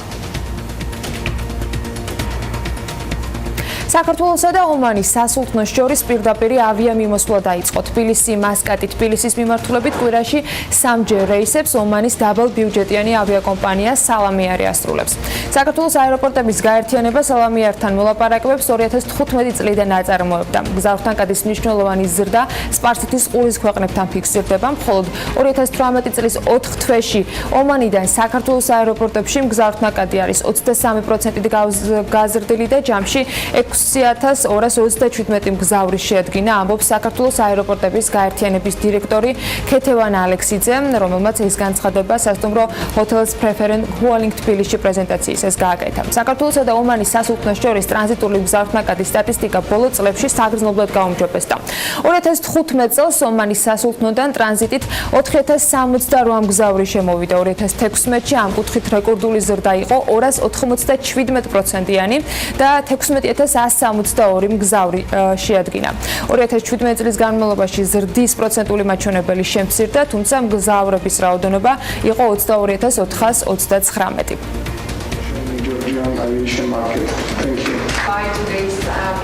სტატისტიკური და დაზუსტებული მონაცემები გალტენ ტაგარტისაგან წინ გველოდება და ახლა დრო არის, რომ უკვე ვაბოჭოეშვილს უმოსმენთ და გადავინაცვლებ გიორგისკენ მეც რამდენიმე წამში.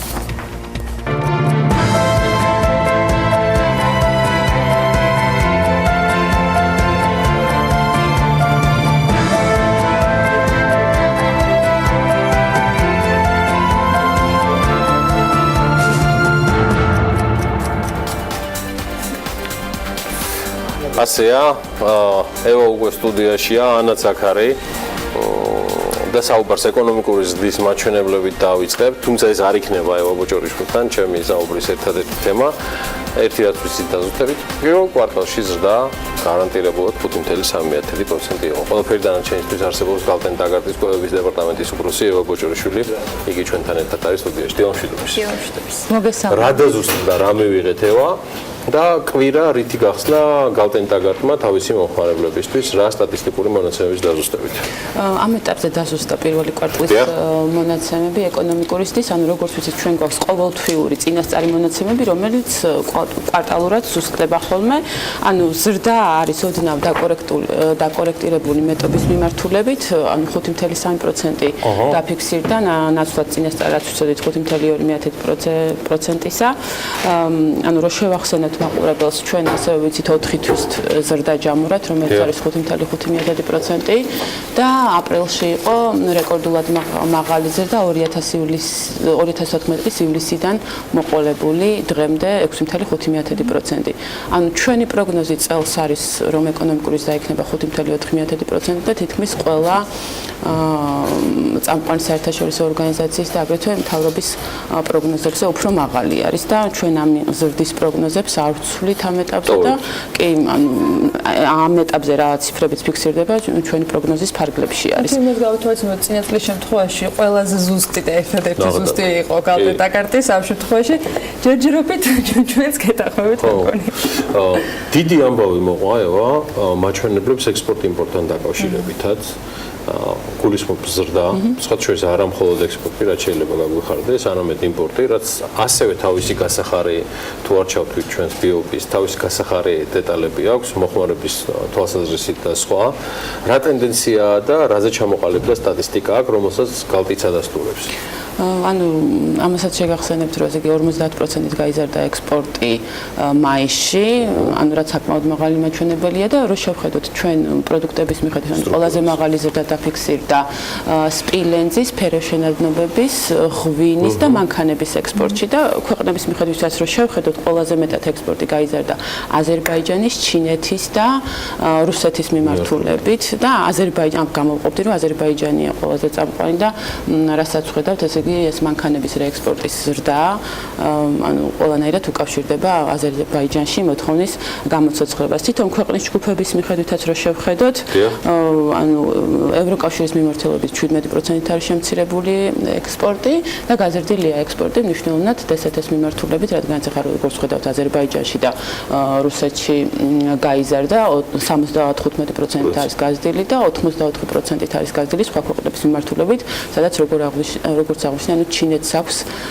განსაკუთრებული გავლენა. ახლა იმპორტსაც რო შევხედოთ, თითქმის ყველა ძირითადი კატეგორიების მიხედვით არის გაზრდილი, ანუ რაც იმას მიუთითებს, რომ ანუ მოთხოვნა, რასაც ვხედავთ ჩვენ ეკონომიკურ ზრდაში, ანუ გაჯანსაღებულია მოთხოვნა და მათ შორის ზრდა არის მნიშვნელოვანი კაპიტალური საქონლის იმპორტზე.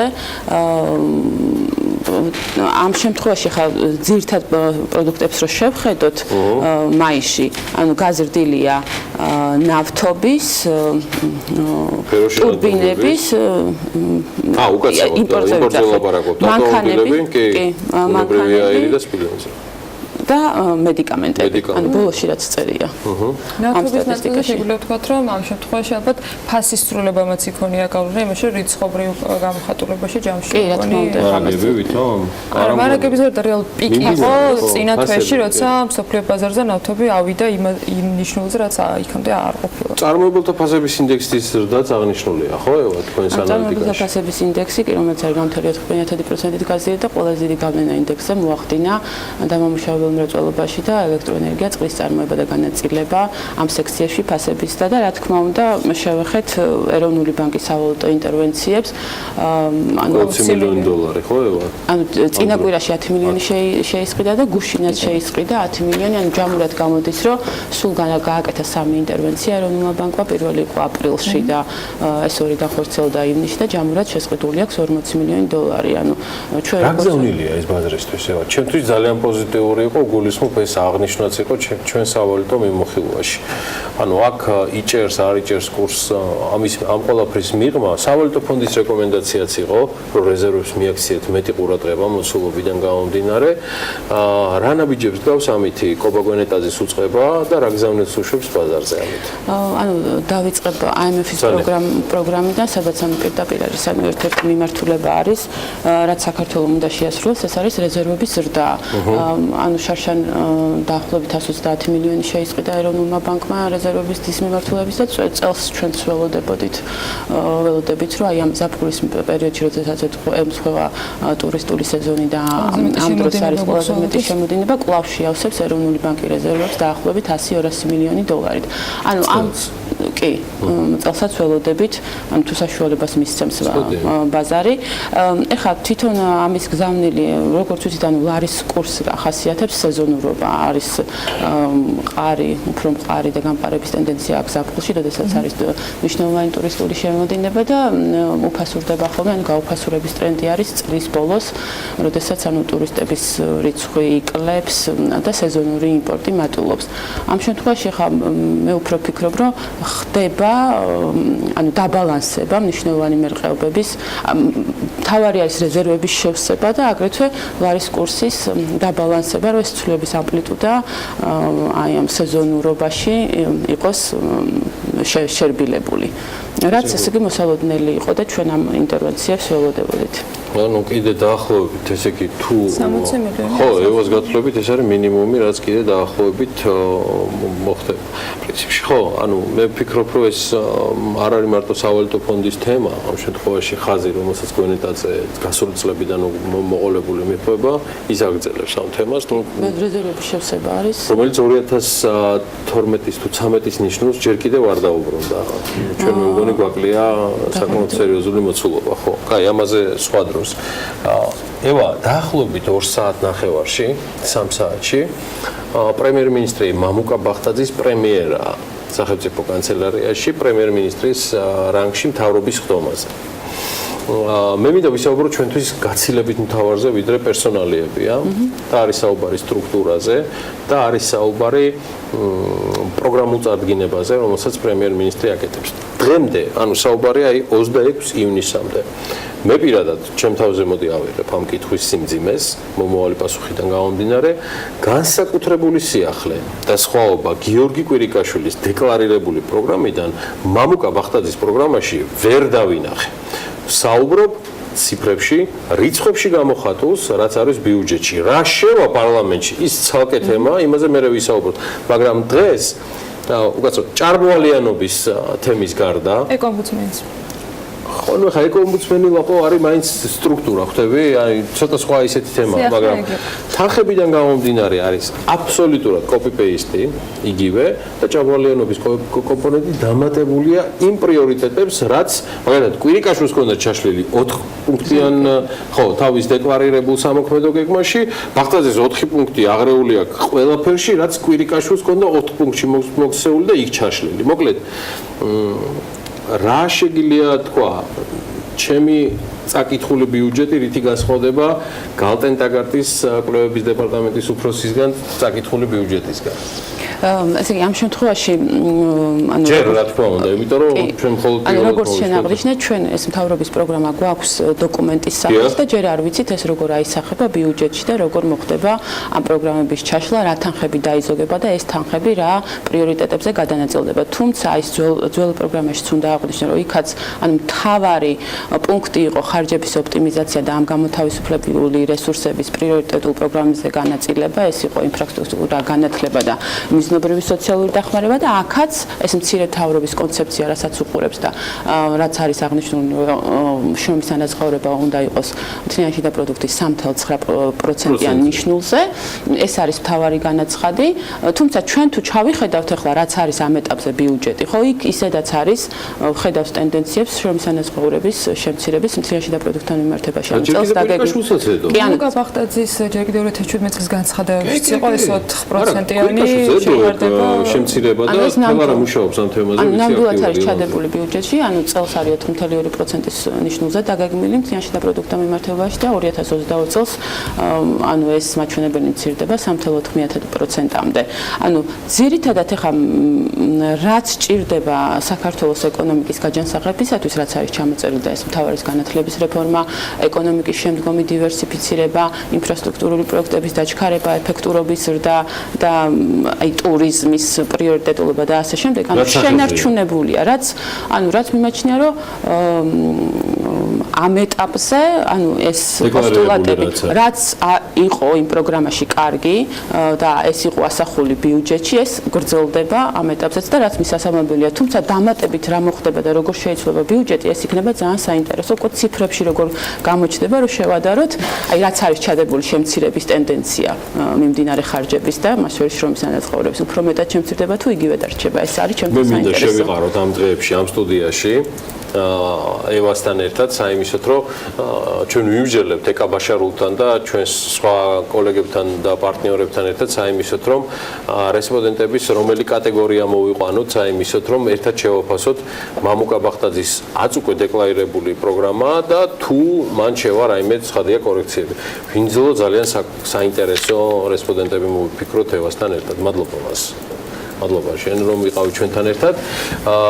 ერთი წუთით და რა თქმა უნდა, ვინ თუ არა ევას კოლეგა ყავს ხაზზე, ლონდონის საფონდო ბირჟაზე გასული კვირა ქართული კომპანიებისთვის წითელ ზონაში დასრულდა და გალტენტაგარტის ინფორმაციით კვირის ჭრილში 4-ვე კომპანიის აქციები გაიაფთა, ზოგჯერ გაიაფთება, ზოგჯერ გაძვირდება, ამაზე ნუიდარდებ. აი რა ხდება დანარჩენ სოფლიოში, ამას უკვე გოგა მელიქიძე გვეტყვის, იგი გალტენტაგარტის სათავო ოფისიდან გვერდება პირდაპირ ჩართვაზე. ძალიან საინტერესო და турბულენტური კვირა იყო ერთის მხრივ. თუ არ ჩავთვლით ნავთობზე ფასების მატებას, ოპეკის და ოპეკ პლუსის მოლაპარაკებებს, საუდის არაბეთის და რუსეთის ერთობლივ გადაწყვეტილებებს, უკლებლივ ყველა ინდექსი გასულ კვირაში კლების ტენდენციით იყო. ამიტომაც არანაირად არ მიკვირს ქართული კომპანიების აქციების დროებითი გაუფასურება. უფრო მეც უფრო დახვეწილად, შინაარსიანად და დონეზე, ვინ თუ არა გოგა მელიქიძე წარმოგვიდგენს. გოგა, წარმატებული ეთერი. დილამშვიდობისა გიორგი მიუსამები ტელემაყურებელს.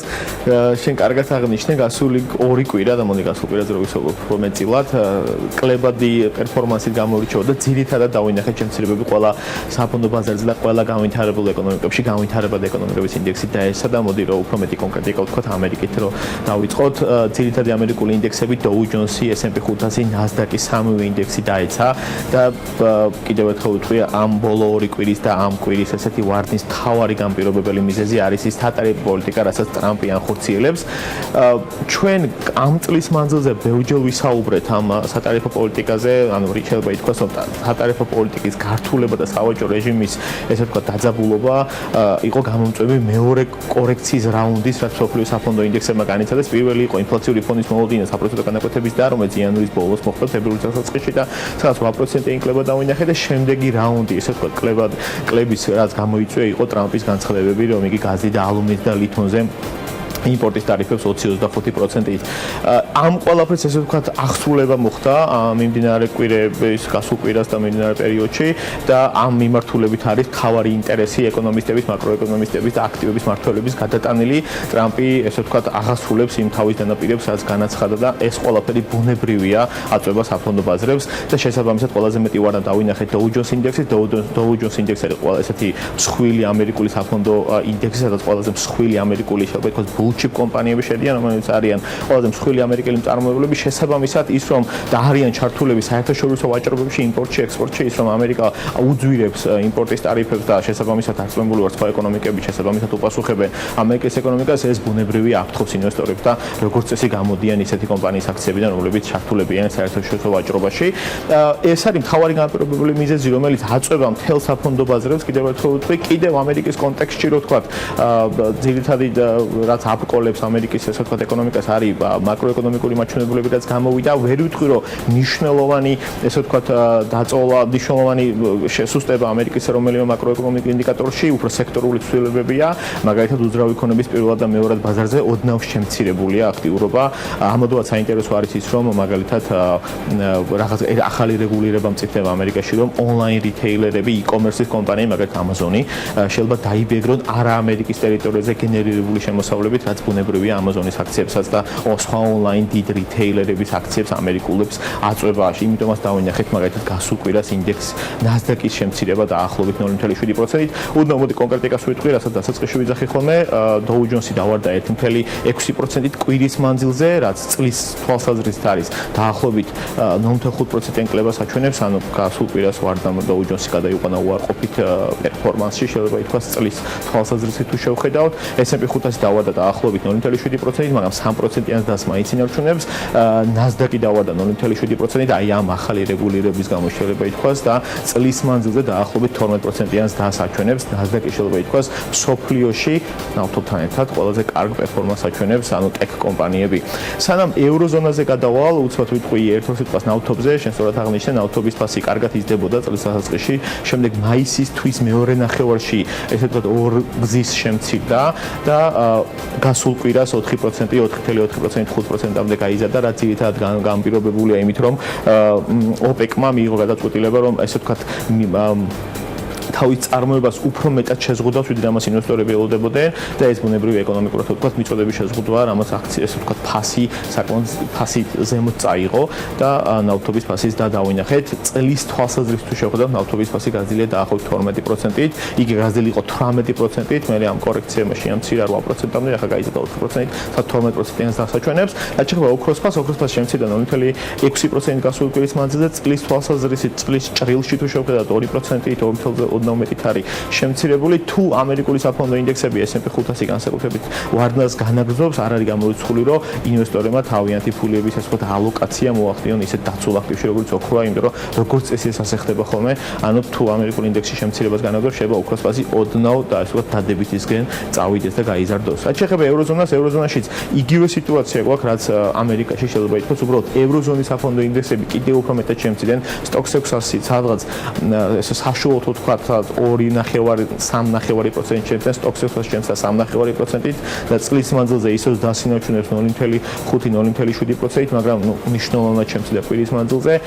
ყველაზე მეტად ესე ვთქვათ ამ სატარიფო ცვლილებებმა და ამ განცხადებებმა დაარტყა შეიძლება ითქვას DAX 30 არის გერმანული ინდექსი 3.3% შემცირდა, მაგრამ წლის ჭრილში 5%-იან კლებას აჩვენებს, იმიტომ რომ ეს ამერიკის მიერ ტარიფების და ევროზონის თვალსაზრისით ყველაზე მეტად უარყოფით ეფექტს ნახავს გერმანიის ეკონომიკაზე და საფრანგეთის ეკონომიკაზე, შესაბამისად DAX 30, რომელიც გერმანიის მთავარი ესე ვთქვათ ინდუსტრიული ინდექსია, საფონდო ინდექსია, ბუნებრივია ამან ასახვა ნახა. CAC 40, რომელიც ფრანგული ინდექსია, მასეთ აისახა ბუნებრივია 3.3% შემცირდა CAC 40, მაგრამ წლის თვალსაზრისით მაინც ინარჩუნებს და სადღაც 0.8-0.9%-ით.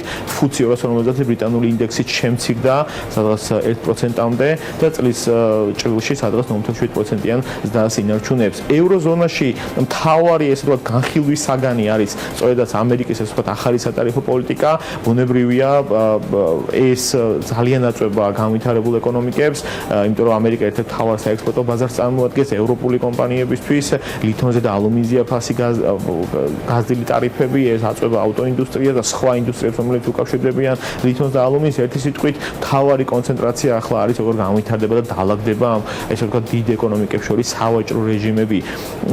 კარგი არის ის ევროზონაში ის, რომ საბერძნეთმა როგორც წესი ესე ვთქვათ საბერძნეთი ევროზონის ეკონომიკებმა დაინდეს საბერძნეთი და მისი საგარეო ვალის 100 მილიარდი ევროს რესტრუქტურიზაცია მოახდინეს და რესტრუქტურიზაციაში გულისხმობ 10 წლით გადააბადეს მისი ესე ვთქვათ დაფარვის გრაფიკი. ნუ იყო საუბრები რომ ეს ან ესე მოხდებოდა ან არა და საბოლოო ჯამში ევროზონამ ესე ვთქვათ საბერძნეთს გადაუვა და თავის საგარეო ვალი, რა თქმა უნდა, მას საკმაოდ კარგი ასახვანახა საპრეზიდენტის გრძელვადიან სახელმწიფო ობლიგაციებზე ინვესტორების თვალსაზრისით და მასე ფასის და დავინახეთ. რაც შეეხება გადავალ აზიაში, იაპონიაში ესეთი არაფერი მნიშვნელოვანი არ ხდება გარდა იმისა, რომ იქაც გაწოლა საფონდო ბაზრებზე, ძირითადი საფონდო ბაზრები, ინდექსები, Nikkei 225 დავარდა დაახლოებით 1.5%-ით, სხვა ინდექსები, ტოპიქსი, მსხვილი კომპანიების ინდექსი და წვრილი კომპანიების ინდექსი დავარდა დაახლოებით 2.5%-ით. იაპონიაშიც ჩვენ გვაქვს ესე ვთქვათ წლის ჭრილში თუ შევხედავთ უარყოფითი პერფორმანსი საფონდო ინდექსების სადღაც დაახლოებით 3.5%-ით. იენა გამყარებას ინარჩუნებს დოლართან დაახლოებით 2%-ით, 2.5%-ით არის გამყარებული, ამ ეტაპზე ევაჭრება სადღაც 112-113-ის ფარგლებში. ზოგადად იაპონიაში არის ეკონომიკოზე რო ვთქვათ, გაიზარდა მინიმალური ანაზღაურება, ამაზე დიდი მithქმა იყო ეკონომიკაში, რამდენად გაიზრდებოდა და რამდენით გაიზრდებოდა ანაზღაურება, მინიმალური ესე ვთქვათ ანაზღაურება იაპონიაში გაიზარდა 2.3%-ით. ეს იმას დაბალებდა ეკონომისტები ელოდებოდნენ, იმიტომ რომ იაპონიაში მიმდინარე ინფლაცია არის 0.6% და იაპონია ესე ვთქვათ უფრო ნაკლებად გაზარდეს, ვიდრე ეკონომისტები ამას ვარაუდობდნენ. რაც შეეხება ჩინეთში საინტერესოა, იმიტომ რომ ჩინეთი და ამერიკა შორის არის ესე ვთქვათ გაჩაღებული ეს სატარიფო ომი, თუ შეიძლება ასე ითქვას. უფრო მეტად აისახა ჩინურ საფონდო ინდექსებზე, ვიდრე ამერიკულ საფონდო ინდექსებზე ეს სატარიფო სავაჭრო რეჟიმის გართულება. ჩინეთში ორი მსხვილი ესე ვთქვათ საფონდო ინდექსი არის შანხაი კომპოზიტი და CAC 300, ორივე საფონდო ინდექსი დავარდნენ კვირის მანძილზე. შანხაი კომპოზიტი დავარდა 4.4%-ით და სადღაც 5%-ზე მეტი დავარდა CAC 300, ეს ჩინური ინდექსი. ზოგადად ჩინურ საფონდო ინდექსს საფონდო ბირჟას თუ შევხედავთ 19-20%-იანი ვარდნა იანვრიდან მოყოლებული საფონდო ინდექსების და ეკონომისტები და ვთქვათ ფინანსისტები იცახიან, რომ ჩინეთში საფონდო ბაზრების და საფონდო ინდექსების მნიშვნელოვანი რესეცია გვაქვს.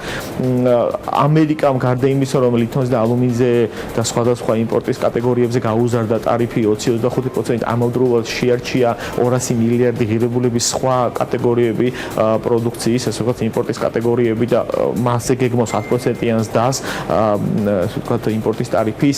ბუნებრივი ეკონომისტები ელოდებიან, რომ ჩინეთი რაღაც სხვადასხვა, ასე ვთქვათ, ეკონომიკური სანქციით, მსგავსი ეკონომიკური გადაწყვეტილებით უპასუხებს და ეკონომისტების აზრი ორ ნაწილად იყოფა. ერთი ეკონომისტები იზახიან, რომ დაიძაბება ამ ორ ნომინალურად ყოველდღე მსხვილ ეკონომიკას შორის სავაჭრო რეჟიმი და ეს რა თქმა უნდა სოფლის ეკონომიკის განვითარებებს და ეკონომიკურ ზრდებს დააწვება და მეორე ეკონომისტები იზახიან, რომ აქ რაღაც ტაქტიკური, ესე ვთქვათ, შეთანხმება მინიმუმ აუცილებლად მოხდება სხვა წლის ბოლოსკენ მაინც, სხვა შემთხვევაში ეს საკმაოდ ცუდად აისახება არა მარტო საფონდო ინდექსებზე, როგორც აღნიშნეთ მთელ ეკონომიკურ ზაზე. რაც შეეხება სხვა განვითარებადი ეკონომიკებს, ზოგადად განვითარებადი ეკონომიკების ინდექსებიც კლებას განიცდიან 1.6%-ით საშუალოდ შემცირდნენ გასული კვირის მანძილზე, წლის ჭრილში სადღაც 6%-იანი ვარდნაა სამწუხაროდ.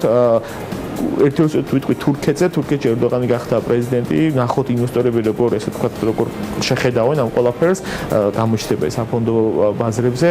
ერთი შეიძლება ითქვას, რომ მისი პრეზიდენტობის დროს, ეს გასული რამოდენიმე თვის მანძილზე 24%-ით არის შემცირებული ლირა დოლართან მიმართებაში, სადღაც 13%-იანი ინფლაცია ქვეყანაში და საპროტესტო განაკვეთები ძალიან გაზრდილია. ნახოთ როგორ განვითარდება მოვლენები. გოგაც მადლობა ერდოღანთან დაკავშირებით და განვითარებულ მოვლენებზე ჩვენ სამეზობლოში ხვალ აუცილებლად ვისაუბრებთ უკა პეტრიაშვილთან ერთად. სხვათა შორის ძალიან საინტერესო სტატისტიკას ვამზადებ თქვენთვის. თურქეთის პრეზიდენტის და საპარლამენტო არჩევნების საქართველოში რომ ჩატარებულიყო, ერდოღანი წააგებდა. ეს ყველაფერი მომდინარეობს სტატისტიკიდან, რომელიც საქართველოში დაითვალა, ანუ საქართველოში მცხოვრებმა თურქებმა, რომლებმაც ხმა მისცეს საპრეზიდენტო და საპარლამენტო არჩევნებში, სწორედ ისინი გამარჯვებულად თვლიან ოპოზიციური პარტიის წარმომადგენლებს. დეტალებზე ხვალ ვისაუბროთ, თუმცა მანამდე უნდა შევეხოთ სწორედ რომ რუსეთის, აზერბაიჯანის, სომხეთისა და თურქეთის უმდიდრეს ადამიანებს. მე მინდა ჩვენმა ტელემაყურებლებმა იცოდნენ, რომ ცხადია პოლიტიკურ ფორმაციას და ისტაბლიშმენტს ძალიან დიდი მნიშვნელობა აქვს, მაგრამ მეტწილად პოლიტიკაზეც საკმაოდ დიდ გავლენას ახდენენ ამ ქვეყნების უმდიდრესი ადამიანები და მე მაინტერესებს გადავხედოთ სიას თუ ვინ არიან ჩვენ სამეზობლოში ყველაზე გავლენიანები და მდიდრები, რომლებიც ფაქტიურად განსაზღვრავენ არა მხოლოდ ამ ქვეყნის შიდა, არამედ ხშირ შემთხვევაში საგარეო და მათ შორის ეკონომიკურ ურთიერთობებსაც. ვინ თუ არა ჩემი უსაყვარლესი წყვილი, მარიამ ადამიანს და ანუკა ჯოხაძის სახით დაინტერესდა ამ თემით, Forbes-ის მთელი ბიბლიოთეკა შიდა თუ გარე მოიგდეს ხელქვეშ და აგერ წარმოგიდგენენ თქვენ საქმიანი დილის მაყურებლებს. ანუკა, მარიამ, დილამშვიდობის წარმატებული ეთერი.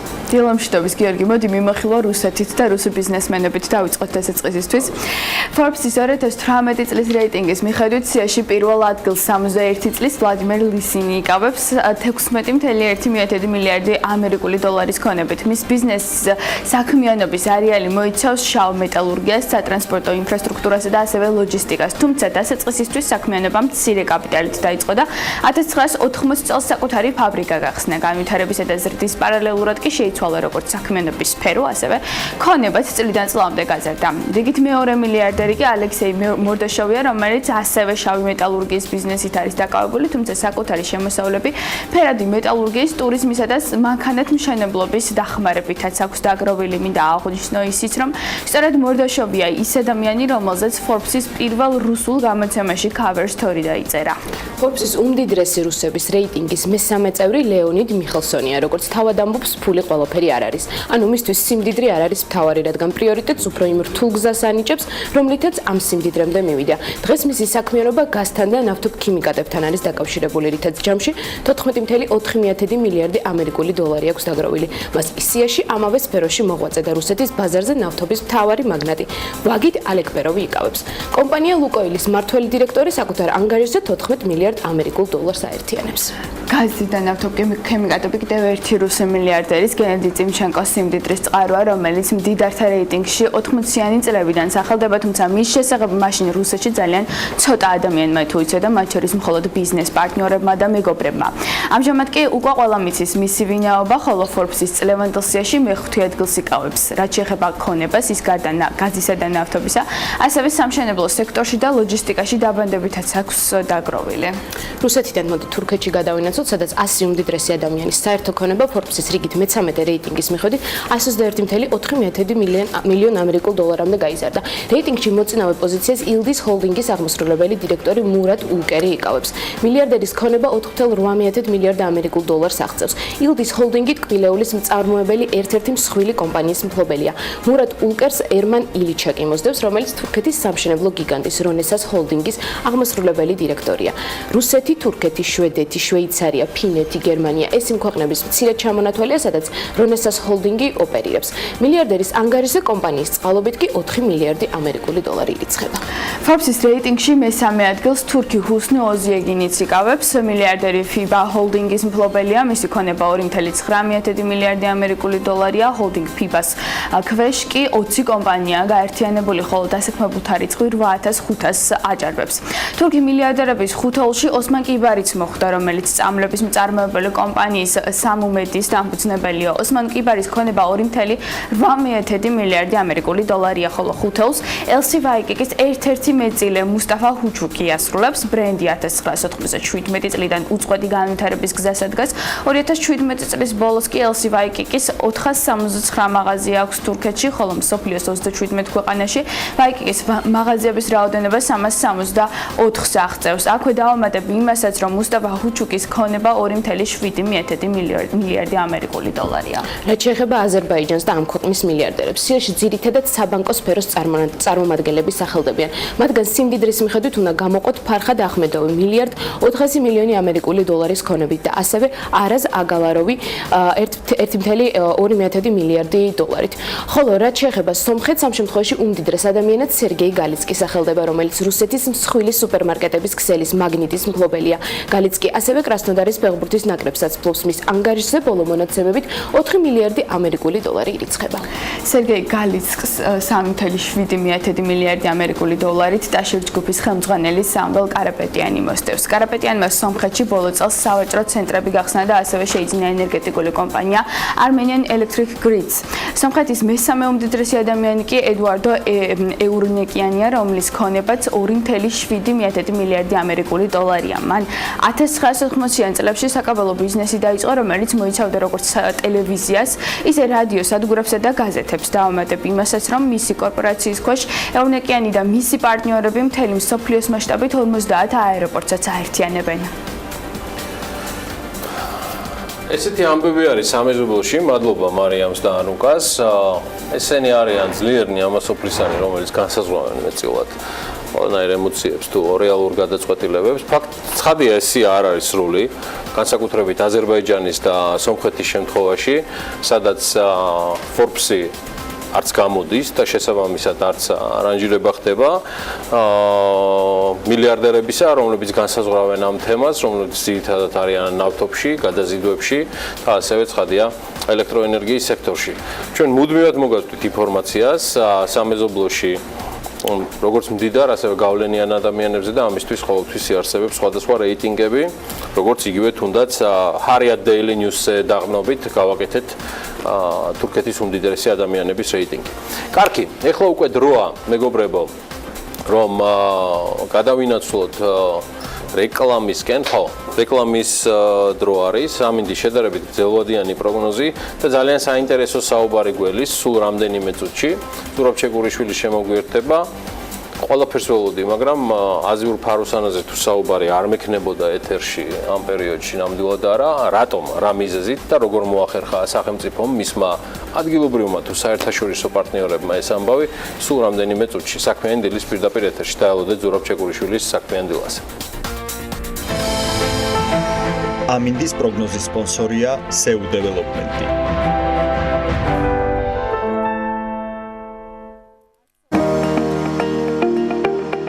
ამინდის პროგნოზის სპონსორია სადაზღვევო კომპანია უნისონი. თავისუფალი დაზღვევა თქვენი სიმშვიდისათვის.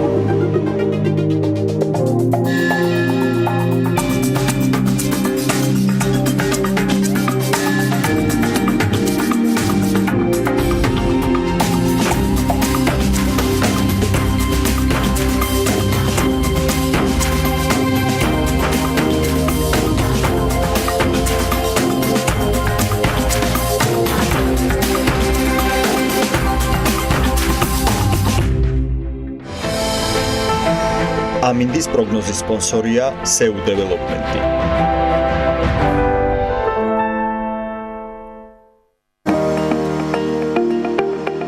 ამინდის პროგნოზის სპონსორია სადაზღვევო კომპანია უნისონი. თავისუფალი დაზღვევა თქვენი სიმშვიდისათვის.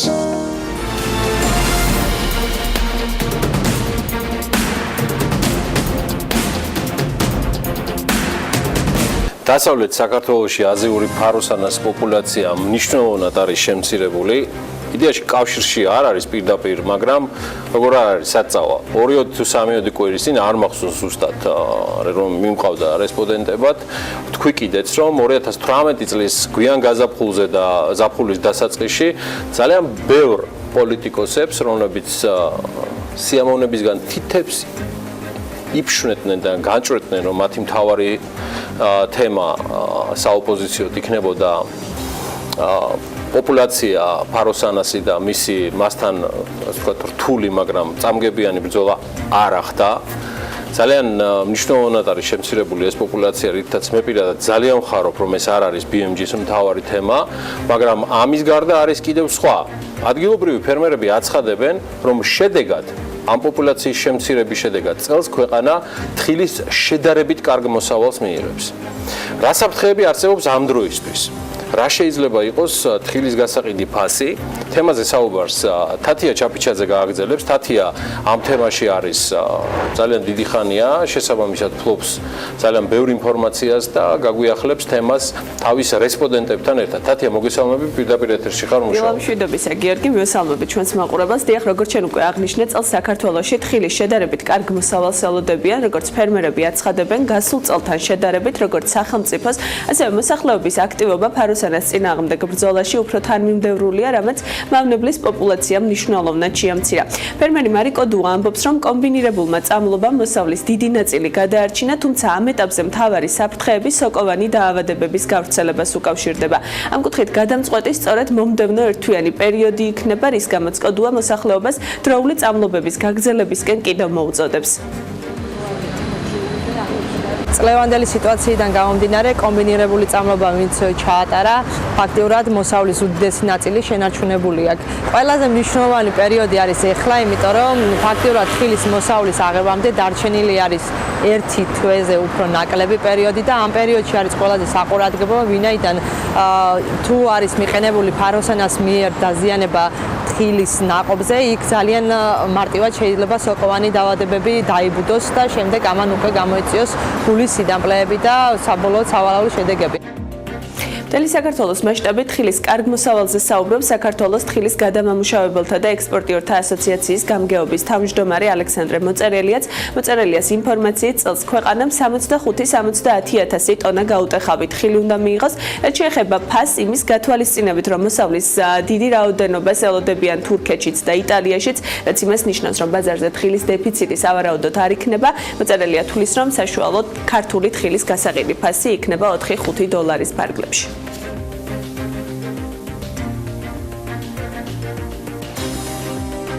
ველოდებით 65,000 ტონა გაუტეხავ თხილს. ხარისხი ჯერჯერობით კარგი სურათი გვაქვს. ეხლა საბოლოოდ რა იქნება ძნელი საფრთხეა, მაგრამ შარშანდოვთან შედარებით გაცილებით უკეთესი მდგომარეობა გვაქვს. ფასი ალბათ სადღაც იქნება თხილის გულის გასაყიდი ფასი დაახლოებით 4-5 დოლარის ფარგლებში. სოკოვანი დაავადების საშიშროება არის, რა თქმა უნდა, მაგრამ უკეთესი მდგომარეობა გვაქვს. თხილის წლევანდელ მოსავალთან დაკავშირებით შეგვიძლია ასევე მოვისმინოთ დასავლეთ საქართველოს სხვადასხვა რეგიონების მოსახლეობის აზრიც. ჩხოროწყუს, სენაკის, სამტრედიის, ლანჩხუთის და ოზურგეთის გამოკითხული მოსახლეობა ამბობს, რომ სიტუაცია გასულ წელთან შედარებით მნიშვნელოვნად გაუმჯობესებულია. შანი იყო ძალიან ცუდი მდგომარეობა, ძალიან იყო დიდი რაოდენობით მავნებელი, მთლიანად განადგურდა თხილის პლანტაცია. წელს ეტაპობრივად მიმდინარეობს შეწამლები და შედეგიც არის. წლევანდელი მოსავალი კარგია და შედეგი უკეთესია ფაროსანების მხრივ. ნუ არა იმდენი ფაროსანი. წელს ახლა არა უშავს. პამიდორი და კიტრი ჩემია და არ შეუჭამია არაფერს. ერთი კვირის უკან იყო ჩამოიარეს, ახლა ევედი ზეიდან გასხედა, ეგერაკე. შედეგი არის, თუ კიდე მოგვიწამლა, კიდე მადლობელი ვიქნები. აი მის მერე რაც შეიწამლა, მის მერე ძალიან ცოტა ეგერაგერა ოთახში. ისი აღარა რომ იყო. ფაროსანას პოპულაციის მასიური გავრცელება ამ დროისთვის არ შეინიშნება არც აღმოსავლეთ საქართველოში, რაც შეეხება სურსათის ეროვნული სააგენტოს აქტიურობას. ამ დროისთვის მათ მიერ მთელი ქვეყნის მასშტაბით 200,000 ჰექტარი ტერიტორია შეიწამლა. უფრო მეტი დეტალით უკვე სტუმრებთან ერთად განვაგრძობთ საუბარს. მადლობა თათია და ჩვენი სტუმარი გუშინ გვიაღამით საქართველოს დასავლეთის რეგიონიდან, სადაც შტაბი არის გახსნილი სახელდახელოდ ჩამობრძანებული ზურაბ ჩეკურიშვილია. იგი სურსათის ეროვნული სააგენტოს ხელმძღვანელია. დილა მშვიდობის ბატონ ზურაბ. მას ეკუთვნის ალბათ ყველანაირი ის სენტიმენტი, რომელიც 2-3 კვირის წინ დავიწყეთ ფაროსანასთან დაკავშირებით და ალბათ მანაც დამეთანხმება საუკეთესო, რაც კი შეიძლება დღევანდელ ეთერში ვთქვათ, არის სწორედ იმ ადგილობრივი ფერმერების და გლეხების პოზიცია, რომლებიც აფასებენ არსებულ სიტუაციას და სიჩუმე პოლიტიკოსებისა ბატონ ზურაბ, რომელიც დამახასიათებელი მათთვის ნამდვილად არ არის. მაგრამ მაინც მნიშვნელოვანია სახელმწიფოს პოზიცია ვიცოდეთ, რა ეტაპზეა მავნების წინააღმდეგ საწინააღმდეგო ღონისძიებები. მე ვიცი, რომ 24 საათიან რეჟიმში შტაბის მუშაობა ადგილზე გრძელდება და ამ წუთში რა ეტაპზე ვართ? მოგესალმებით. პირველ რიგში დიდი მადლობა. მადლობა თქვენ მობრძანებისთვის. მოწვევისთვის. პირველად ვარ თქვენთან და კეთილი იყოს ჩემი ფეხი და სულ წარმატებულ ეთერებს გისურვებთ. რაც შეეხება ფაროსანას, დღეს მდგომარეობით მთლიანად საქართველოში დამუშავებულია 220,000 ჰექტარი. ეს არის დაახლოებით 360 სოფელი, 24 მუნიციპალიტეტი. ძირითადად ეს არის დასავლეთ საქართველო. მადლობა ღმერთს ჩვენ შევძელით და აროსანა არ აყავს აღმოსავლეთ საქართველოში, ესეც უკვე შედეგია.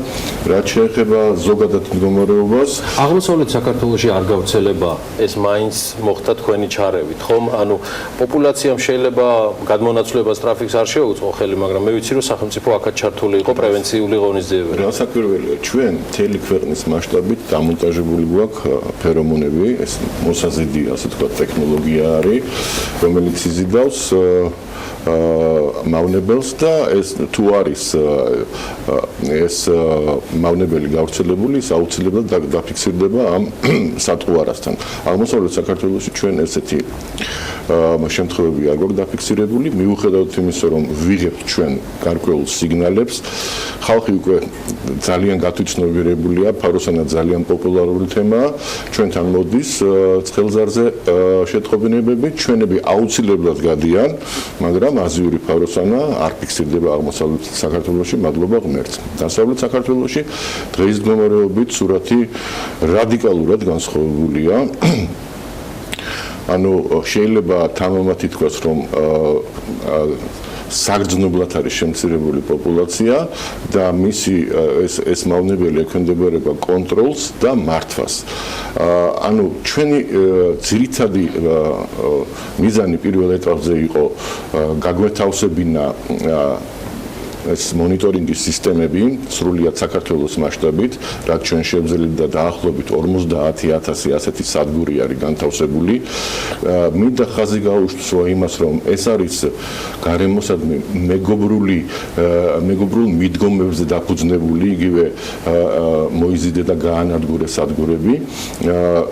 ეს განლაგდა ტყეების პერიმეტრებზე, სოფლების პერიმეტრებზე. და მიდიოდა 24 საათიანი მონიტორინგი. შემდეგ უკვე როდესაც ჩვენ გადავედით აქტიურ ღონისძიებებზე, ანუ ხედველობაში მაქვს წამლობები, ძალიან მნიშვნელოვანი იყო ის, რომ ჩვენ მაქსიმალურად ეფექტურები ყოფილიყავით პირველ ეტაპზე. ანუ მაშინ, როდესაც ფაროსანამ გამოიზამთრა, გამოვიდა ბუნებაში როგორც საცხოვრებელი სახლებიდან, ასევე ტყეებიდან, დაიწყო მავნებლობა და ემზადებოდა მომავალი თაობის, ასე ვთქვათ, მოცემის რეპროდუქციისთვის. ამიტომ მნიშვნელოვანი იყო ამ ფაზაში, რაც შეიძლება მაქსიმალურად გაგვენადგურებინა ჩვენ იმ მიზნით, რომ ჩვენ ახალი თაობა მაქსიმალურად ნაკლები ყოლოდა. ჩვენ ამას, ასე ვთქვათ, პასუხი გავეცით და ეს პრობლემა გადავჭერით ნამდვილად, როგორც მოსახლეობა იძახის აზიური ფაროსანას ზრდასრული ფორმები უკვე გაცილებით ნაკლებია. შესაბამისად, რასაკვირველია, ჩვენ ყავს, ჩვენ ასე ვთქვათ, არის ბუნებაში ნიშნები მომავალი თაობის, ანუ ვერცხლები დადებულია, გამოდიან ნიმფები, ეხლა ჩვენ ვართ იმ ფაზაში, როდესაც ეს პატარა ნიმფები არ დაფრინავენ და ასე ვთქვათ, ეხლა მეორე ფაზაში ჩვენ მაქსიმალურად უნდა შევეცადოთ, რომ ეხლა ეს მომავალი თაობაც, ასე ვთქვათ, შევამციროთ. რასაკვირველია, კიდევ ერთხელ ხაზს უსვამ, რომ რადგან ეს მავნებელი შემოვიდა ჩვენთან ქვეყანაში, მისი 100% ელიმინირება, ერადიკაცია არ შეიძლება და ამას არც უნდა ველოდოთ, მაგრამ ის ძირითადი მიზანი, რომ ასე ვთქვათ, მავნებელი ექვემდებარებოდა კონტროლს და მართვას, შესაბამისად მისგან მიყენებული ზიანი იყოს მაქსიმალურად ნაკლები, ეს უკვე ეს ახეზია. ბატონ ზურაბ, კიდევ ჩვენი რესპონდენტები მიუთითებდნენ, ანუ შედარებით უკეთესი მოსავლის პირობებში სხვა ტიპის დაავადებებზე, რომელიც მათ რისკებს უზრდით. აქ რა არის თქვენი სამსახურის რეკომენდაციები და რჩევები მათთან? გეტყვით, მადლობთ, ძალიან კარგი კითხვა. იცით რა არის ჩვენი, ასე ვთქვათ, სახელმწიფო პროგრამის და სტრატეგიის მიხედვით მოსახლეობასთან კომუნიკაცია არის ერთ-ერთი ძირითადი შემადგენელი ნაწილი მთლიანად სტრატეგიის. ძალიან მნიშვნელოვანია მოსახლეობის ჩართულობა ამ პროცესში. მხოლოდ სახელმწიფო ამ პრობლემას ვერ დაძლევს. ანუ თითოეული მოსახლე, თითოეული ფერმერი თვითონაც უნდა იყოს აქტიურად ჩართული ამ ბრძოლაში, წინააღმდეგ შემთხვევაში ჩვენ იმ მაქსიმალურ შედეგს ვერ მივიღებთ. მინდა გითხრათ, რომ შარშანდერთან შედარებით სურათი რასაკვირველია სხვა არის. შარშან შეიძლება ვთქვათ, რომ თითქმის არავინ არ წამლავდა აი ის სხვა დაავადებებზე. ეს იყო ერთეულები, ასე ვთქვათ, პიონერები ამაში, თანამედროვე მიდგომებით და თანამედროვე აზროვნების ფერმერები. წელს უკვე ასე ვთქვათ არის გარკვეული ნაწილი მოსახლეობის, რომლებიც გამოყვა ჩვენ შარშანდელის შემდეგ და შედეგი სახეზეა. მე დარწმუნებული ვარ, რომ ამაში ანუ ქართველი ადამიანი, არა მარტო ქართველი, ნებისმიერი ფერმერი, ადამიანი, ვინც სოფლის მეურნეობაში მით არის დაკავებული, ყოველთვის მისთვის მნიშვნელოვანია მაგალითი. წელს რომ ისინი ნახავენ, რომ მისმა მეზობელმა, რომელმაც მოუარა იგივე სოკოვან დაავადებებზე, ბაქტერიულ დაავადებებზე, სახელმწიფოსთან ერთად აზიურ ფაროსანასთან წინააღმდეგ ბრძოლაში იყო ჩართული და მიიღო მაქსიმალურ შედეგს, რომ დაინახავს თავის მეზობლისას, მომავალ წელს უკვე სხვა თემა იქნება. გეტყვით კიდევ ერთ რამეს. სპეციალურად მოვიარეთ ფერმერთა მომსახურების ცენტრები და ვესაუბრეთ ასე ვთქვათ, სასოფლო სამეურნეო საშუალებების შემომტან ძირითად მოთამაშეებს ქვეყანაში, input supplier-ები ვინც არიან. მაგალითად, ერთ-ერთმა სერიოზულმა მოთამაშემ ესეთი რამე გითხრა, რომ თხილის, ასე ვთქვათ, აგროქიმიკატების, მათ შორის პესტიციდების, ასე ვთქვათ, გაყიდვამ სამეგრელოში, მთლიან გაყიდვებში მეორე ადგილი დაიკავა ვენახის შემდეგ. ეს რას ნიშნავს? რომ ესე იგი ხალხი უკვე მიდის ადამიანები თან აქ რა არის, იცით, სამწუხაროდ თანამედროვე ტექნოლოგიების გარეშე დღეს სოფლის მეურნეობაში ესე იგი ვერ მივიღებთ ჩვენ მაღალ შედეგს. თუ გვინდა ჩვენ მივიღოთ მაღალი, ასე ვთქვათ, დიდი მოსავალი და კაი ხარისხის მოსავალი, სამწუხაროდ ვერ გავექცევით ჩვენ ქიმიკატებს. ეს არის მოცემულობა. აღმოსავლეთ საქართველოში ჩვენ გვაქვს ამის კულტურა. მაგალითად, კახეთში, შიდა ქართლში, შუა ქართლში შეიძლება 10-ჯერ მეტადაც, ასე ვთქვათ, თითოეული ფერმერი ამუშავებდეს თავის ვენახი იქნება, ბაღი იქნება თუ ბოსტანი იქნება. ეს ჩვეულებრივი პრაქტიკაა. სამწუხაროდ დასავლეთ საქართველოში ჩვენ ეს პრაქტიკა არ ქონდა, მაგრამ ნელ-ნელა მივდივართ ამისკენ. ესეც ერთ-ერთი შედეგია ზუსტად საქართველოს გარემონიზაციის და სოფლის მეურნეობის სამინისტროში, რომ პესტ მენეჯმენტის კულტურა შევიდა დასავლეთ საქართველოში, რაც ძალიან კარგი არის. ამ გამოწვევაზე საუბრობდა ჩვენთან ერთი წლის წინ გრეგ კაუჩუკი, რომელიც US-ის მოწვეული ექსპერტია და როგორც ვიცი, ბოლო 2 დღის განმავლობაში სიმყოფებოდა დასავლეთ საქართველოში. მისი შეფასების მოსმენის შესაძლებლობაც გვექნება რამდენიმე წამში, თუმცა მინდა კიდევ გავიხსენო მისი სტუმრობა და ვთქვა, რომ მანაც აღნიშნა, რომ გამოწვევა, რომელიც ფაროსანასთან დაკავშირებით არსებობდა, იყო რეალურად მხოლოდ ხელით მართვაზე დამოკიდებული და შეუძლებელი იყო მისგან გათავისუფლება ყოველგვარი ჩარევის გარეშე. მოდი დღეს როგორ აფასებს ის სიტუაციას დასავლეთ საქართველოში, მისი კომენტარი მოვისმინოთ და გავაგრძელებთ საუბარს სურაბ ჩეკურიშვილთან. რეგიონებში ორდღიანი ვიზიტის, აზიური ფაროსანას საწინააღმდეგო შტაბის მუშაობის გაცნობისა და ფერმერებთან საუბრის შემდეგ შემიძლია ვთქვა, რომ წელს ვითარება 2017 წელთან შედარებით გაცილებით უკეთესია. დიდი განსხვავება არის ის, რომ ფერმერები უფრო მეტად ინფორმირებულნი და ჩართულნი არიან. რამდენადაც მე ვნახე, ფერმერებმა მოსახლეობამ დაიწყო საკუთარი ბაღების მოვლა, ხოლო სურსათის ეროვნული სააგენტო ინტეგრირებული მიდგომით ახორციელებს ღონისძიებებს იმისთვის, რომ შეამციროს მავნებლის პოპულაცია. თავად ფერმერები კი საკუთარ ბაღებსა და ფართობებზე ზრუნავენ. ვფიქრობ, რომ სწორედ ეს არის ყველაზე დიდი განსხვავება გასულ წელთან შედარებით და ერთადერთი გზა წარმატების მისაღწევად. გრეგ კაუჩუკი იყო პენსილვანიის უნივერსიტეტის პროფესორი. ერთი წლის თავზე აღარ მოუწია საქმიანი დილის ეთერში მოსვლა, უკვე ბატონ ზურა ინტერვიუ დავგეგმეთ გრეგთან და ვცდილობთ ახლა ტელევიზიიდან გამომდინარე, რომ ქრონომეტრაჟს არ გადავაციოთ. ისე ამოქოქა თემა, რომელიც დიაში საინტერესოა კონკრეტული ბენეფიციარების. 18-20 წუთი ვერ გავჩერდით უსმენდით და უსმენდით. თავარი თემა ბატონ ზურაბ, აქ კიდევ რაც იყო გრეგს ცალკე დავაინტერვიუებთ აუცილებლად, არის სწავლობის განხორციელებისას რამდენად არის დაცული უსაფრთხოების წესები. ერთია, რასაც თქვენ რეკომენდაციას აძლევთ, რომ 21 საუკუნეში ეს წარმოუდგენელია შხამქიმიკატების და თანამედროვე ტექნოლოგიების გარეშე. მეორე არის უსაფრთხოების წესები, რაზეც ასევე ხდებოდა აპელირება. გისმენთ? ძალიან მნიშვნელოვანია ეს თემა უსაფრთხოების წესები, იმიტომ რომ მაინც გვაქვს ქიმიურ ნივთიერებასთან საქმე. ეს ჩვეულებრივი ამბავია. მე სხვადასხვა იმეებში, რა ქვია, გამოცემებში, სტატიებში საკითხული მაქვს, რომ რაღაც სკაფანდრებით დადიან და ასე შემდეგ და ასე შემდეგ. ეს ჩვეულებრივი ფორმაა. მინდა გითხრათ, რომ ჩვენც ალბათ ნელ-ნელა მივალთ იქამდე, რომ როდესაც ჩვენს საქმე გვაქვს ქიმიურ შეწამლასთან, ელემენტარული უსაფრთხოების ზომები უნდა გავითვალისწინოთ. იგი დაცული იგივე სათვალე, იგივე პირბადე, იგივე რაღაცა სპეციალური ლაბადა, ხელთათმანები და ასე შემდეგ. ეს აუცილებელია. მაინც საქმე გვაქვს ქიმიკატთან.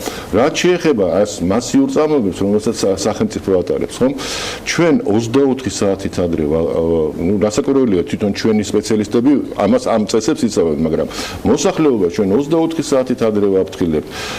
სანამ სოფელში შევა ჩვენი ეკიპაჟები, წინ მიდის მანქანა იმით, რა ქვია, სპეციალური რუპორით ხო და აცნობებს მოსახლეობას, რომ კი და შემდეგ მოდის უკვე ყველაფერი. ანუ ეს ყველაფერი დაცულია. შესაბამისად, შემდეგ რა უნდა იყოს? ეხლა მართვაზე არის გადასული პროცესი. ერთი გამოწვევა სწორედ იმ ჭიების თუ სხვადასხვა ბაქტერიების განმავლობა, მაგრამ შემდეგ რა იქნება და მოსახლეობა მიბაძვის იმედად ვერ დავრჩებით, ხო, რეალურად, რომ ისინი გაიზიარებენ. მერე რა ეტაპი?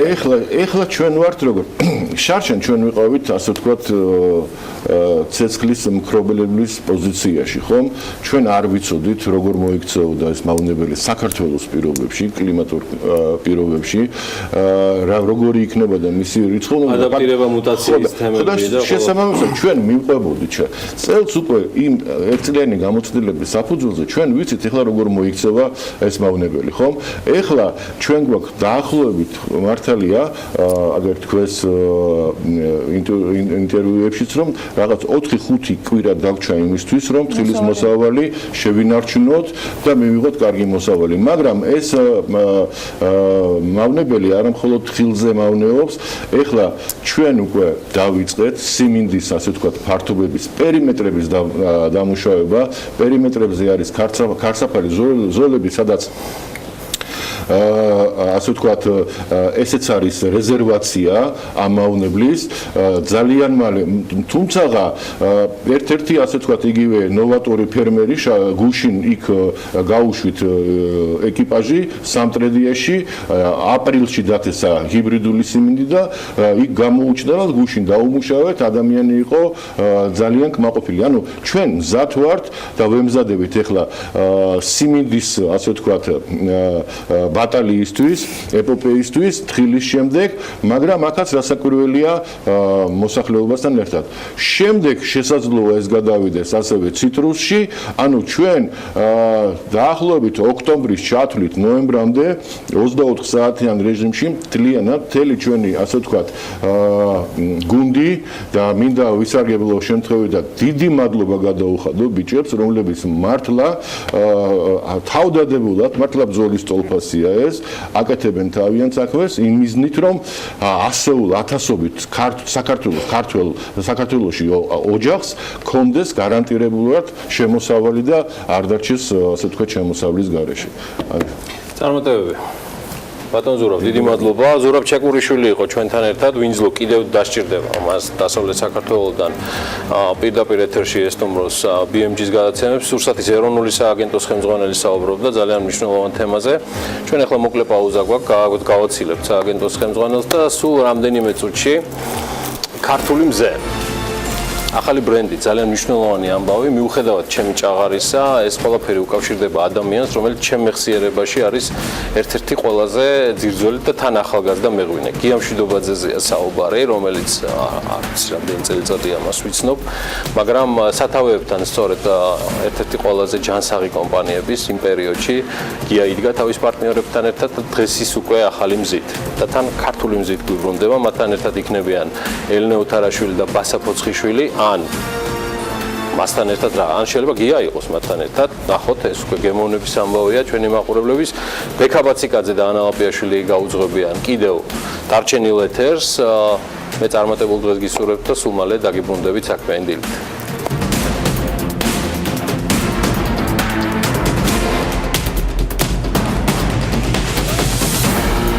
რეკლამის შემდეგ საქმიანი დილით უკვე ბექა ბაციკაძესთან ერთად დავბრუნდით. ღვინისთვის მართალია ჯერ ძალიან ადრეა, მაგრამ როცა მზეზეა საუბარი, სხვაგვარად შეუძლებელია. ქართული მზე ვაზის უბნის მამბულის ახალი ღვინოა, მისი შემქმნელობის მიზანი კი, როგორც თავად ამბობენ მსოფლიოსათვის, ქართული მზის ქვეშ დაბადებული კეთილშობილი სითხის ახალი უნიკალური პოტენციალის გაცნობაა.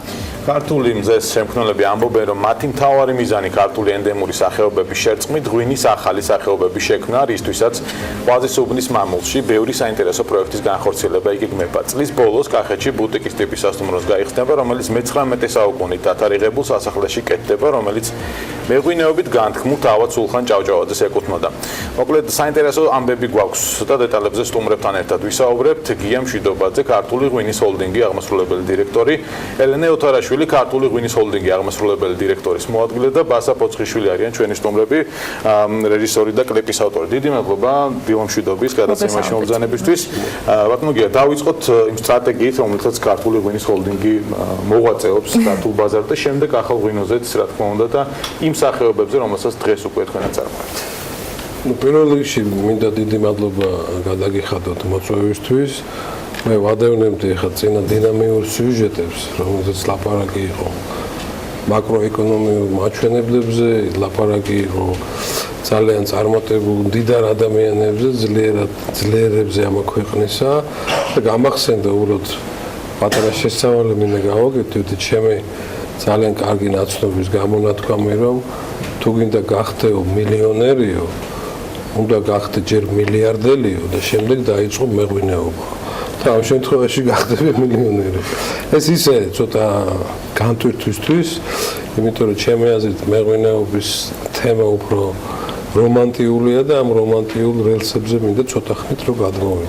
არა მომგებიანი ბიზნესი, თუმცა ეს მაინც ბიზნესია, მაგრამ კონკრეტული იდეით. მე ვერ ვიტყოდი რომ არა მომგებიანი, ეს არის ძალიან სტაბილური, ოღონდ არა ძალიან დიდი მარჟინალობის ბიზნესი. ფულის გამო ანუ ბევრი არიწყებს ამ ბიზნესს, უფრო სხვა სენტიმეტრების გამო. კონკრეტული სქემა გქონდათ და კონკრეტული მიზანი, როდესაც ამაზე მუშაობას იწყებდით. ანუ რას გულისხმობს და რას მოიცავს? გარდა იმისა, რაც თქვათ, მაყურებელს ნაწილობრივ გითხარით, თქვენგან გვინდა რომ მოვისმინოთ რას. ნუ პირველ რიგში ეხა მოგეხსენებათ საქართველოსთვის ღვინო და მეღვინეობა არის მისი ქართული კაცისთვის იდენტურობის ერთ-ერთი ძირითადი გამსაზღვრელი ფაქტორი და ძალიან მნიშვნელოვანია. ძალიან მიხარია, რომ ბოლო წლებში ქართული მეღვინეობა არის აღმავლობის გზაზე, იქნება ძალიან ბევრი კომპანიები, ძალიან სერიოზული ღვინოები და მსოფლიოში ძალიან დიდი წარმატება და პოპულარობა იზრდება. ამ ფონზე, რა თქმა უნდა, ჩვენ უნდა შეგვიქმნა, ჩვენი ამოცანა იყო, შეგვიქმნა ესეთი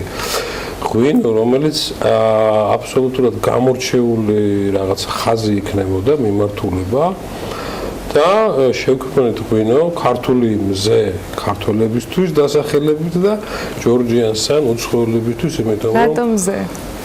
რატომ მზე? ეხა ამის ახსნას ცოტა შევეცდები მოკლედ აღვსტა. ნუ პირველ რიგში მზე არის ყველაფრის მამოძრავებელი ენერგეტიკის სიცოცხლის ნიშანია. მეორე რიგში ქართული მზე ერთიანად ეფინება ყველა ქართულ კუთხეს, სადაც ამ მზის ქვეშ იზრდება მინიმუმ 500-ზე მეტი ენდემური ჯიშის ვაზი და ეს ვაზი გვაძლევს სავსებით უნიკალურ ქართულ ღვინოებს. როდესაც ლაპარაკია ჩვენს ბრენდზე, რომელიც დაახლოებით 1 წელია გამოჩნდა ბაზარზე, მიუხედავად იმისა, რომ 1 წელია ქართულ ბაზარზე გამოჩნდა, ჩვენ უკვე სერიოზულად ნაბიჯები გადავდივართ ექსპორტის მიმართულები და სულ მალე გაიყიდება უკვე გადატვირთულია საქონელი, ესე იგი პროდუქცია როგორც ისეთ როგორ გითხრათ ძალიან მომთხოვნ ბაზრებზე ესეთი როგორც არის ინგლისი, როგორც არის კანადა და ასე შემდეგ. სადაც მაღალი ხარისხის ღვინოს ასებენ უფრო მეტად ვიდრე რაოდენობრივად. ამასთან დაკავშირებით ჩემი აზრით ამ ღვინოს და მიმართულებას აქვს ძალიან დიდი პოტენციალი. გამომდინარე იქიდან თუ რა ფილოსოფია ამ ბრენდში ჩაქსოვილი და ეს ფილოსოფია მე რო გადმოგითარგმნოთ გასაგებ ენაზე და არ ვიხმარო რაღაც მაღალფარდოვანი მარკეტინგული განმარტებანი, უბრალოდ მაგალითისთვის მოვიყვან ესეთ ძალიან კარგ მაგალითს. მაგალითად ჩვენი სტუმარია ბასა ფუცხიშვილი. სალამასთან გაგმინაცვლე. ამაზე მინდა აი ბასასთან დაკავშირებით მინდა ეს ფილოსოფია გადმოვხსნათ. როგორ ახსენით მას, ან ჩვენ მაყურებელს ნაუთხათ რომ ქართულ მზეზე გაკეთდა ძალიან ლამაზი კლიპი. როგორ ახსენით მას რისი გაკეთება გინდა და მე ბასამ როგორ აღიქვა ეს ფილოსოფიას მინდა დაუბრუნდე რომ ძალიან გასაგები იყოს. ეს კი ბასა ფუცხიშვილი გვარი ფუცხიშვილი არის გურული წარმოშობის გვარი. მაგრამ დამარწმუნოთ მე არ შემისწავლია გენეალოგია, მაგრამ მის გენეალოგიურ ხეში ძალიან ბევრი კუთხის წარმოდგენა აღმოჩნდება. იმერეთიდან, რაჭიდან და ასე შემდეგ. შეიძლება იტალიიდანაა და სამეგრელოდან. კი ბატონო, ანუ საქართველოს ადამიანი, რომელიც იქნება მონო კუთხური წარმოშობი ძალიან იშვიათია. ყველა ჩვენთაგანს გვაქვს სხვადასხვა კუთხიდან, ესე იგი შეძენილი სისხლი და გენეტიკური მაჩვენებელი. და შედეგად რა მივიღეთ, ეხლა ბასას მაგალითზე ვიტყვი. შედეგად მივიღე ძალიან ნიჭიერი, გამორჩეული ადამიანი, ხო? შეიძლება ვიმჟელოთ ეხლა ბასას შემოქმედება ზოგ შეიძლება მოწონდეს თუ ზოგ შეიძლება არ მოწონდეს, მაგრამ ერთ რამეს შეაფასებს მაყურებელს ამ ნამუშევარს ეს. მაგრამ ერთ რამეს ვერ გავექცევი და ვერ ვიდავებ რა უდაოდ ნიჭიერი ადამიანი გამოვიდა. ხო ამ სინთეზის ფონზე ეს აი ეს ფილოსოფია ჩვენ გადავიტანეთ. ბატონო, ღვინოცასია ვიღაცა. აი ღვინო ჩვენთვის არის ხა თუ ბიბლიურ გამონათქვამებს და დაუბრუნდებით იგივე ჩვენს რელიგიას, ანუ ღვინო არის ქრისტეს სისხლი, ხო? ამ შემთხვევაში მოდით ესე გადავიტანოთ ეს ღვინოზე ეს ფილოსოფია, რაც მე ვთქვი, ჩვენ შევეცადეთ რომ ქართული მზის ქვეშ, რომელიც თანაბრად ანათებს ყველა კუთხეს, შეგვექონა ისეთი გამორჩეული პროდუქტი, რომელიც სამი მიმართულებით განვითარდებოდა. პირველი მიმართულება ეს არის, რომ ჩვენ ძალიან სერიოზულად მუშაობთ განსაკუთრებით მივიწყებულ ენდემური ჯიშების აღორძინებაზე, რომლის მაგალითია მაგალითად მესხეთში აღორძინებული ჯიშები, დაახლოებით 25 ჯიში აღორძინეთ და მათ შორის მაგალითად სულ მალე შემოგთავაზებთ ისეთ ღვინოს, როგორც არის მაგალითად თამარის ჯვარი. რომელიც არავინ არ იცის. ამ გეგმებს რაც ვთქვით, მაგრამ მინდა რომ კლიპზეც გქონდა შესაძლებლობა საუბარი, რომელიც ამ ქართულ მზეს ეძღვნება, აი როგორ აგიხსნათ და რა გადაწყვეტ რომ გაგაკეთებინათ, როგორ გაგეცნოთ მომხმარებლისათვის ქართული მზე. ცდილობ ქართული მზე არის მზე მართლა ის მზე არის, რომელიც ყველას ძალიან გვიყვარს, მე ძალიან მიყვარს, პირდაპირ და გადატანითი მნიშვნელობითაც ამ შემთხვევაში და ეს არის მართლა მზის გარეშე არ იქნებოდა საერთოდ არაფერი და ღვინის გარეშეც მე ვფიქრობ, რომ ცხოვრება უფრო მოსაწყენი იქნებოდა. ეს აძლევს ფერს, აი რაღაც საოცარ ფერს და მე ძალიან მიხარია, რომ საქართველოში მართლა სულ აი საუკეთესო სულ მაღლა და მაღლა მიდის ღვინის კულტურა, როდესაც ნახე იგივე ვარძიაში მივდიოდი და რო ვნახე გიას ვენახები ისეთი მოწესრიგებული იმ წამსვე მივხვდი რომ ამათ იყო დავრეკე თქვენია თქო, იმიტომ რომ მართლა აი ეს ნაზავი რაც არის სისხლს მართლა გია მართალია რომ ყოველთვის განახლება უნდა შერევა და აი ეს ფენომენი რასაც ეხა ქმნიან რომ სხვადასხვა ღვინის კულტურიდან იქნება შექმნილი ისეთ იმზე, რომელიც მართლა ძალიან გვიყვარს. კლიპის ნახვის საშუალება, ვიდეოს ნახვის საშუალება ჩვენ მაყურებელს ახლა გვინ არიან მისი თანაავტორები თქვენთან ერთად. თანაავტორები არიან მხატვარი თამრიკო ფეცხიშვილი, ოპერატორი გოგლიკა ხაინდრავა, კომპოზიტორი დათო ევგენიძე და აი ეს ულამაზესი ახალგაზრდები, მართლა ნიჭიერები და მომხიბვლელები, რომლებიც გიამთხოვა ახალი სახეები მინდაო იყოს.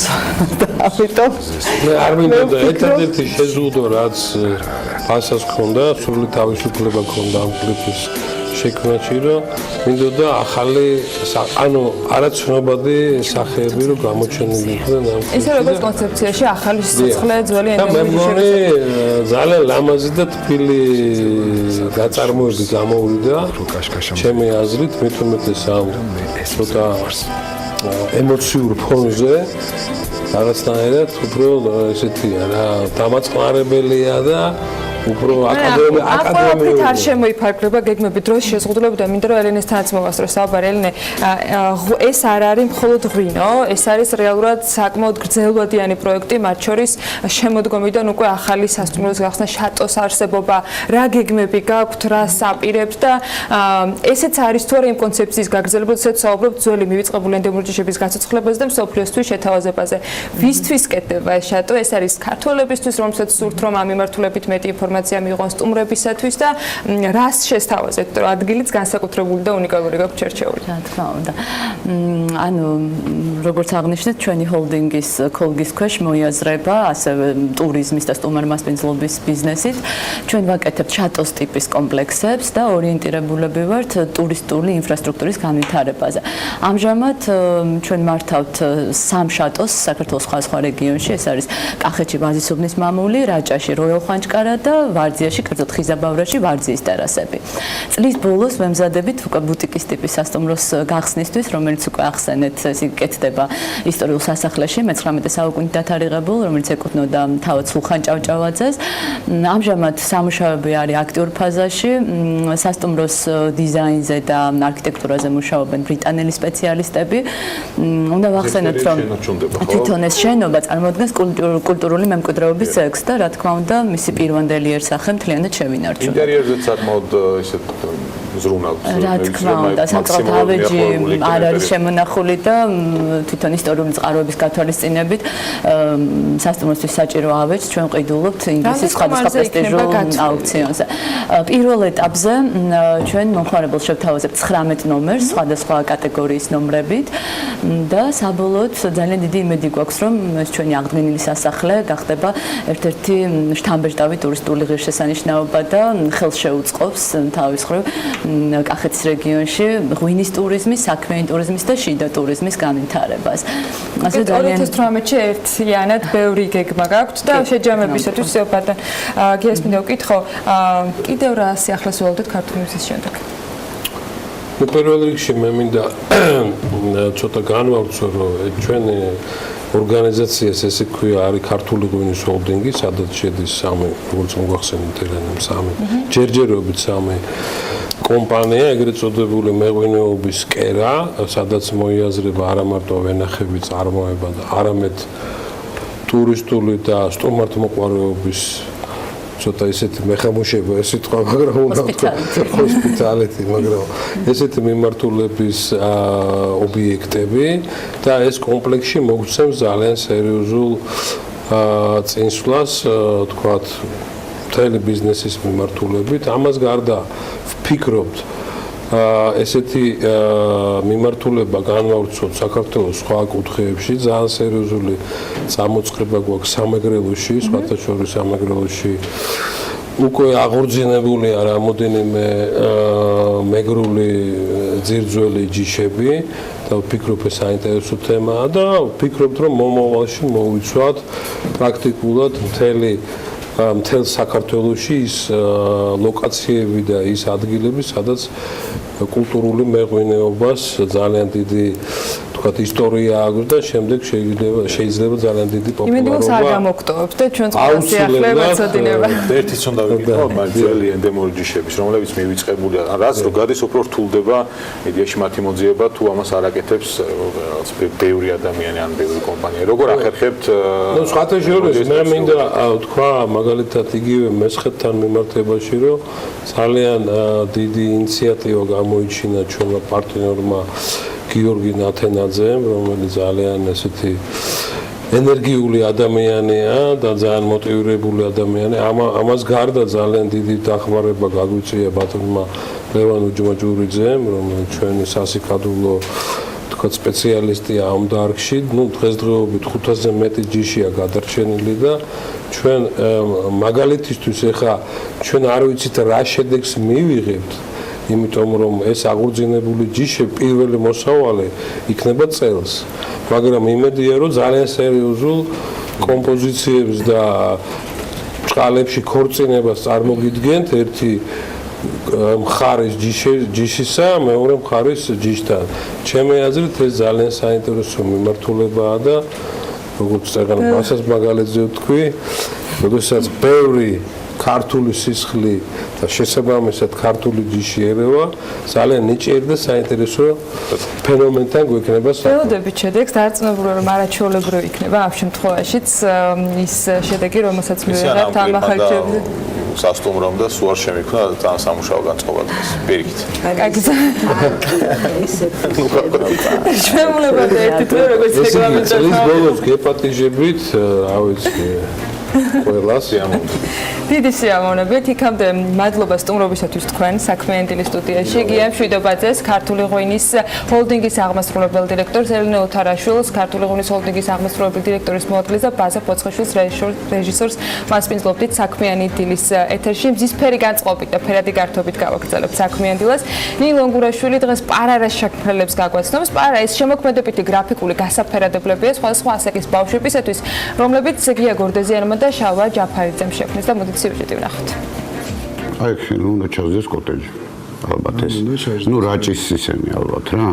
ნუ რაღაც ბალკონიანი ალბათ რაღაც თავი. რაჭა, სამეგრელო, იმერეთი, აჭარა, კახეთი და თბილისი. საქართველოს რუკაც მალე გაფერადდება.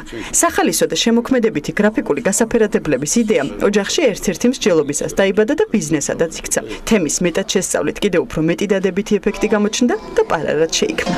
მოწყენილი სახეები დღეს არ იქნება, სიყვარული თურმე ღმერთმა არ შეინება. ეს სიმღერა აქ შემთხვევით არ მოხვდა. პარარას ერთ-ერთი დამფუძნებელი ცნობილი სიმღერების უცნობი ავტორი გია გორდეზიანია. ესე იგი, ნამდვილად მე არ ვიფიქრებდი ჩემით, ეს შაკო მოიფიქრა ნამდვილად, მისი იდეა იყო, რომ თუ გასაფერადებლები ხე უამრავია ყველა მაღაზიაში, მაგრამ აი მე გავგიჟდი ამ უზარმაზარი ფორმატზე. და პირველი ესაც გავუკეთეთ იყო თბილისი.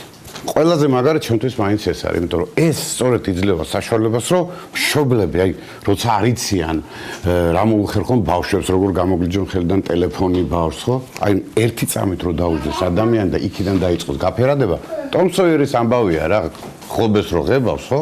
აი, ზუსტად ეს ამბავია. ეგრევე ბავშვი ჯდება და იწყებს გაფერადებას.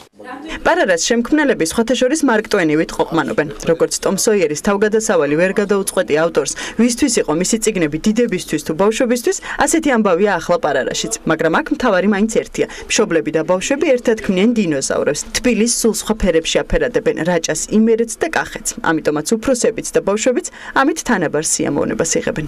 ეხლა ამ ეტაპზე ვმუშაობთ საქართველოს უკა ავიღეთ და აი კუთხეების მიხედვით ღირსშესანიშნაობები თავის პერსონაჟებით ამა თუ იმ კუთხის ჩაცმულობა შედის ქალის მამაკაცის და აი ესეთ გეოგრაფიულ იმას გავწვდით უწდებით უბრალოდ ეხლა ამჟამად აი მაგაზე ვმუშაობთ.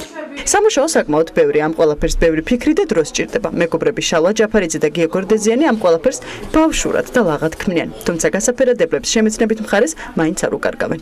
და ისინი ჩვენთვის და ოჯახის პატარა წევრებისთვის დიდი მეგობრები ხდებიან.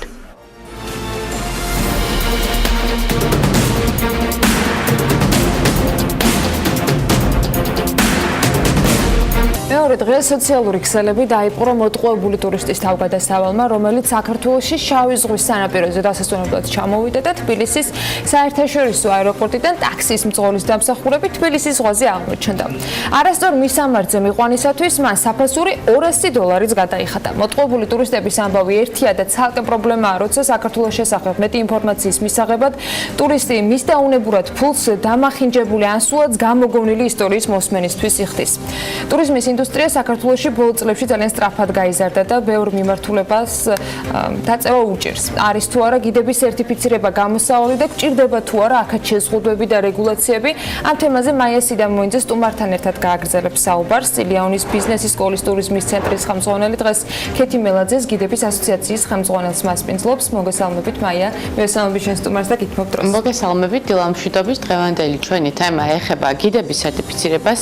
იქიდან გამომდინარე, რომ დღევანდელ დღეს კერძო სექტორში არსებობს გარკვეული აზრთა სხვადასხვაობა, უნდა მოხდეს თუ არა გიდების სერტიფიცირება და კონკრეტული რეგულაციების გატარება, არსებობს დაპირისპირებებიც და დღეს ქალბატონი ქეთი მელაძე დაგვეხმარება, რომ გავერკვიოთ, რამდენად ამ პრობლემის გადაჭრა და რეალურად პრობლემა რომ არსებობს ვიცით, არის შესაძლებელი სერტიფიცირები და რეგულაციები და არის თუ არა სხვა მაგალითად სოფლიო მოდელები, რომელიც შეიძლება გამოვიყენოთ და უფრო ეფექტური იყოს.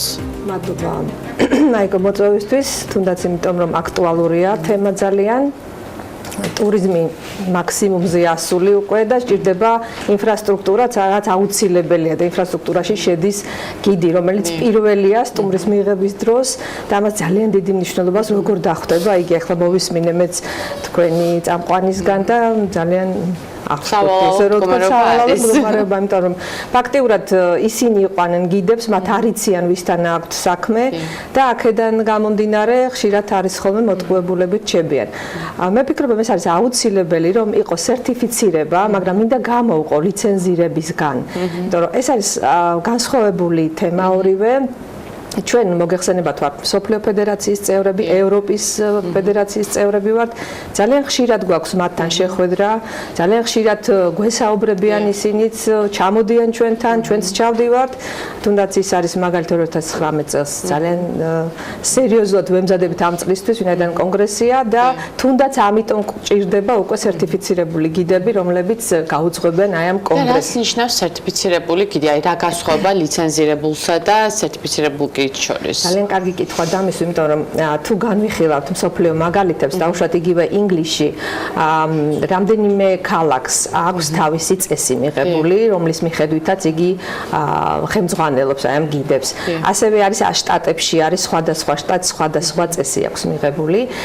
თუმცა ჩვენგან გამომდინარე, ჩვენი ასოციაციის წევრები ყველა არიან გავლილი აქვთ ეს სტანდარტები, რაც ჭირდება გიდს და თავისუფლად შემიძლია თქვა, რომ ისინი ნებისმიერ საერთაშორისო სტუმარს მიიღებენ და გაუმასპინძლდებიან, მაგრამ არიან თავისუფალი გიდები, რომელსაც ვერავინ ვერ აკონტროლებს.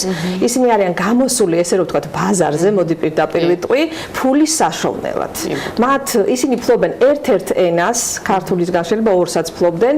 აქვთ მცირე ინფორმაცია საქართველოს და შეიძლება ძალიან კარგი გიდები იყვნენ, იმიტომ რომ მე მათ შეურაცხყოფას არ ვაყენებ.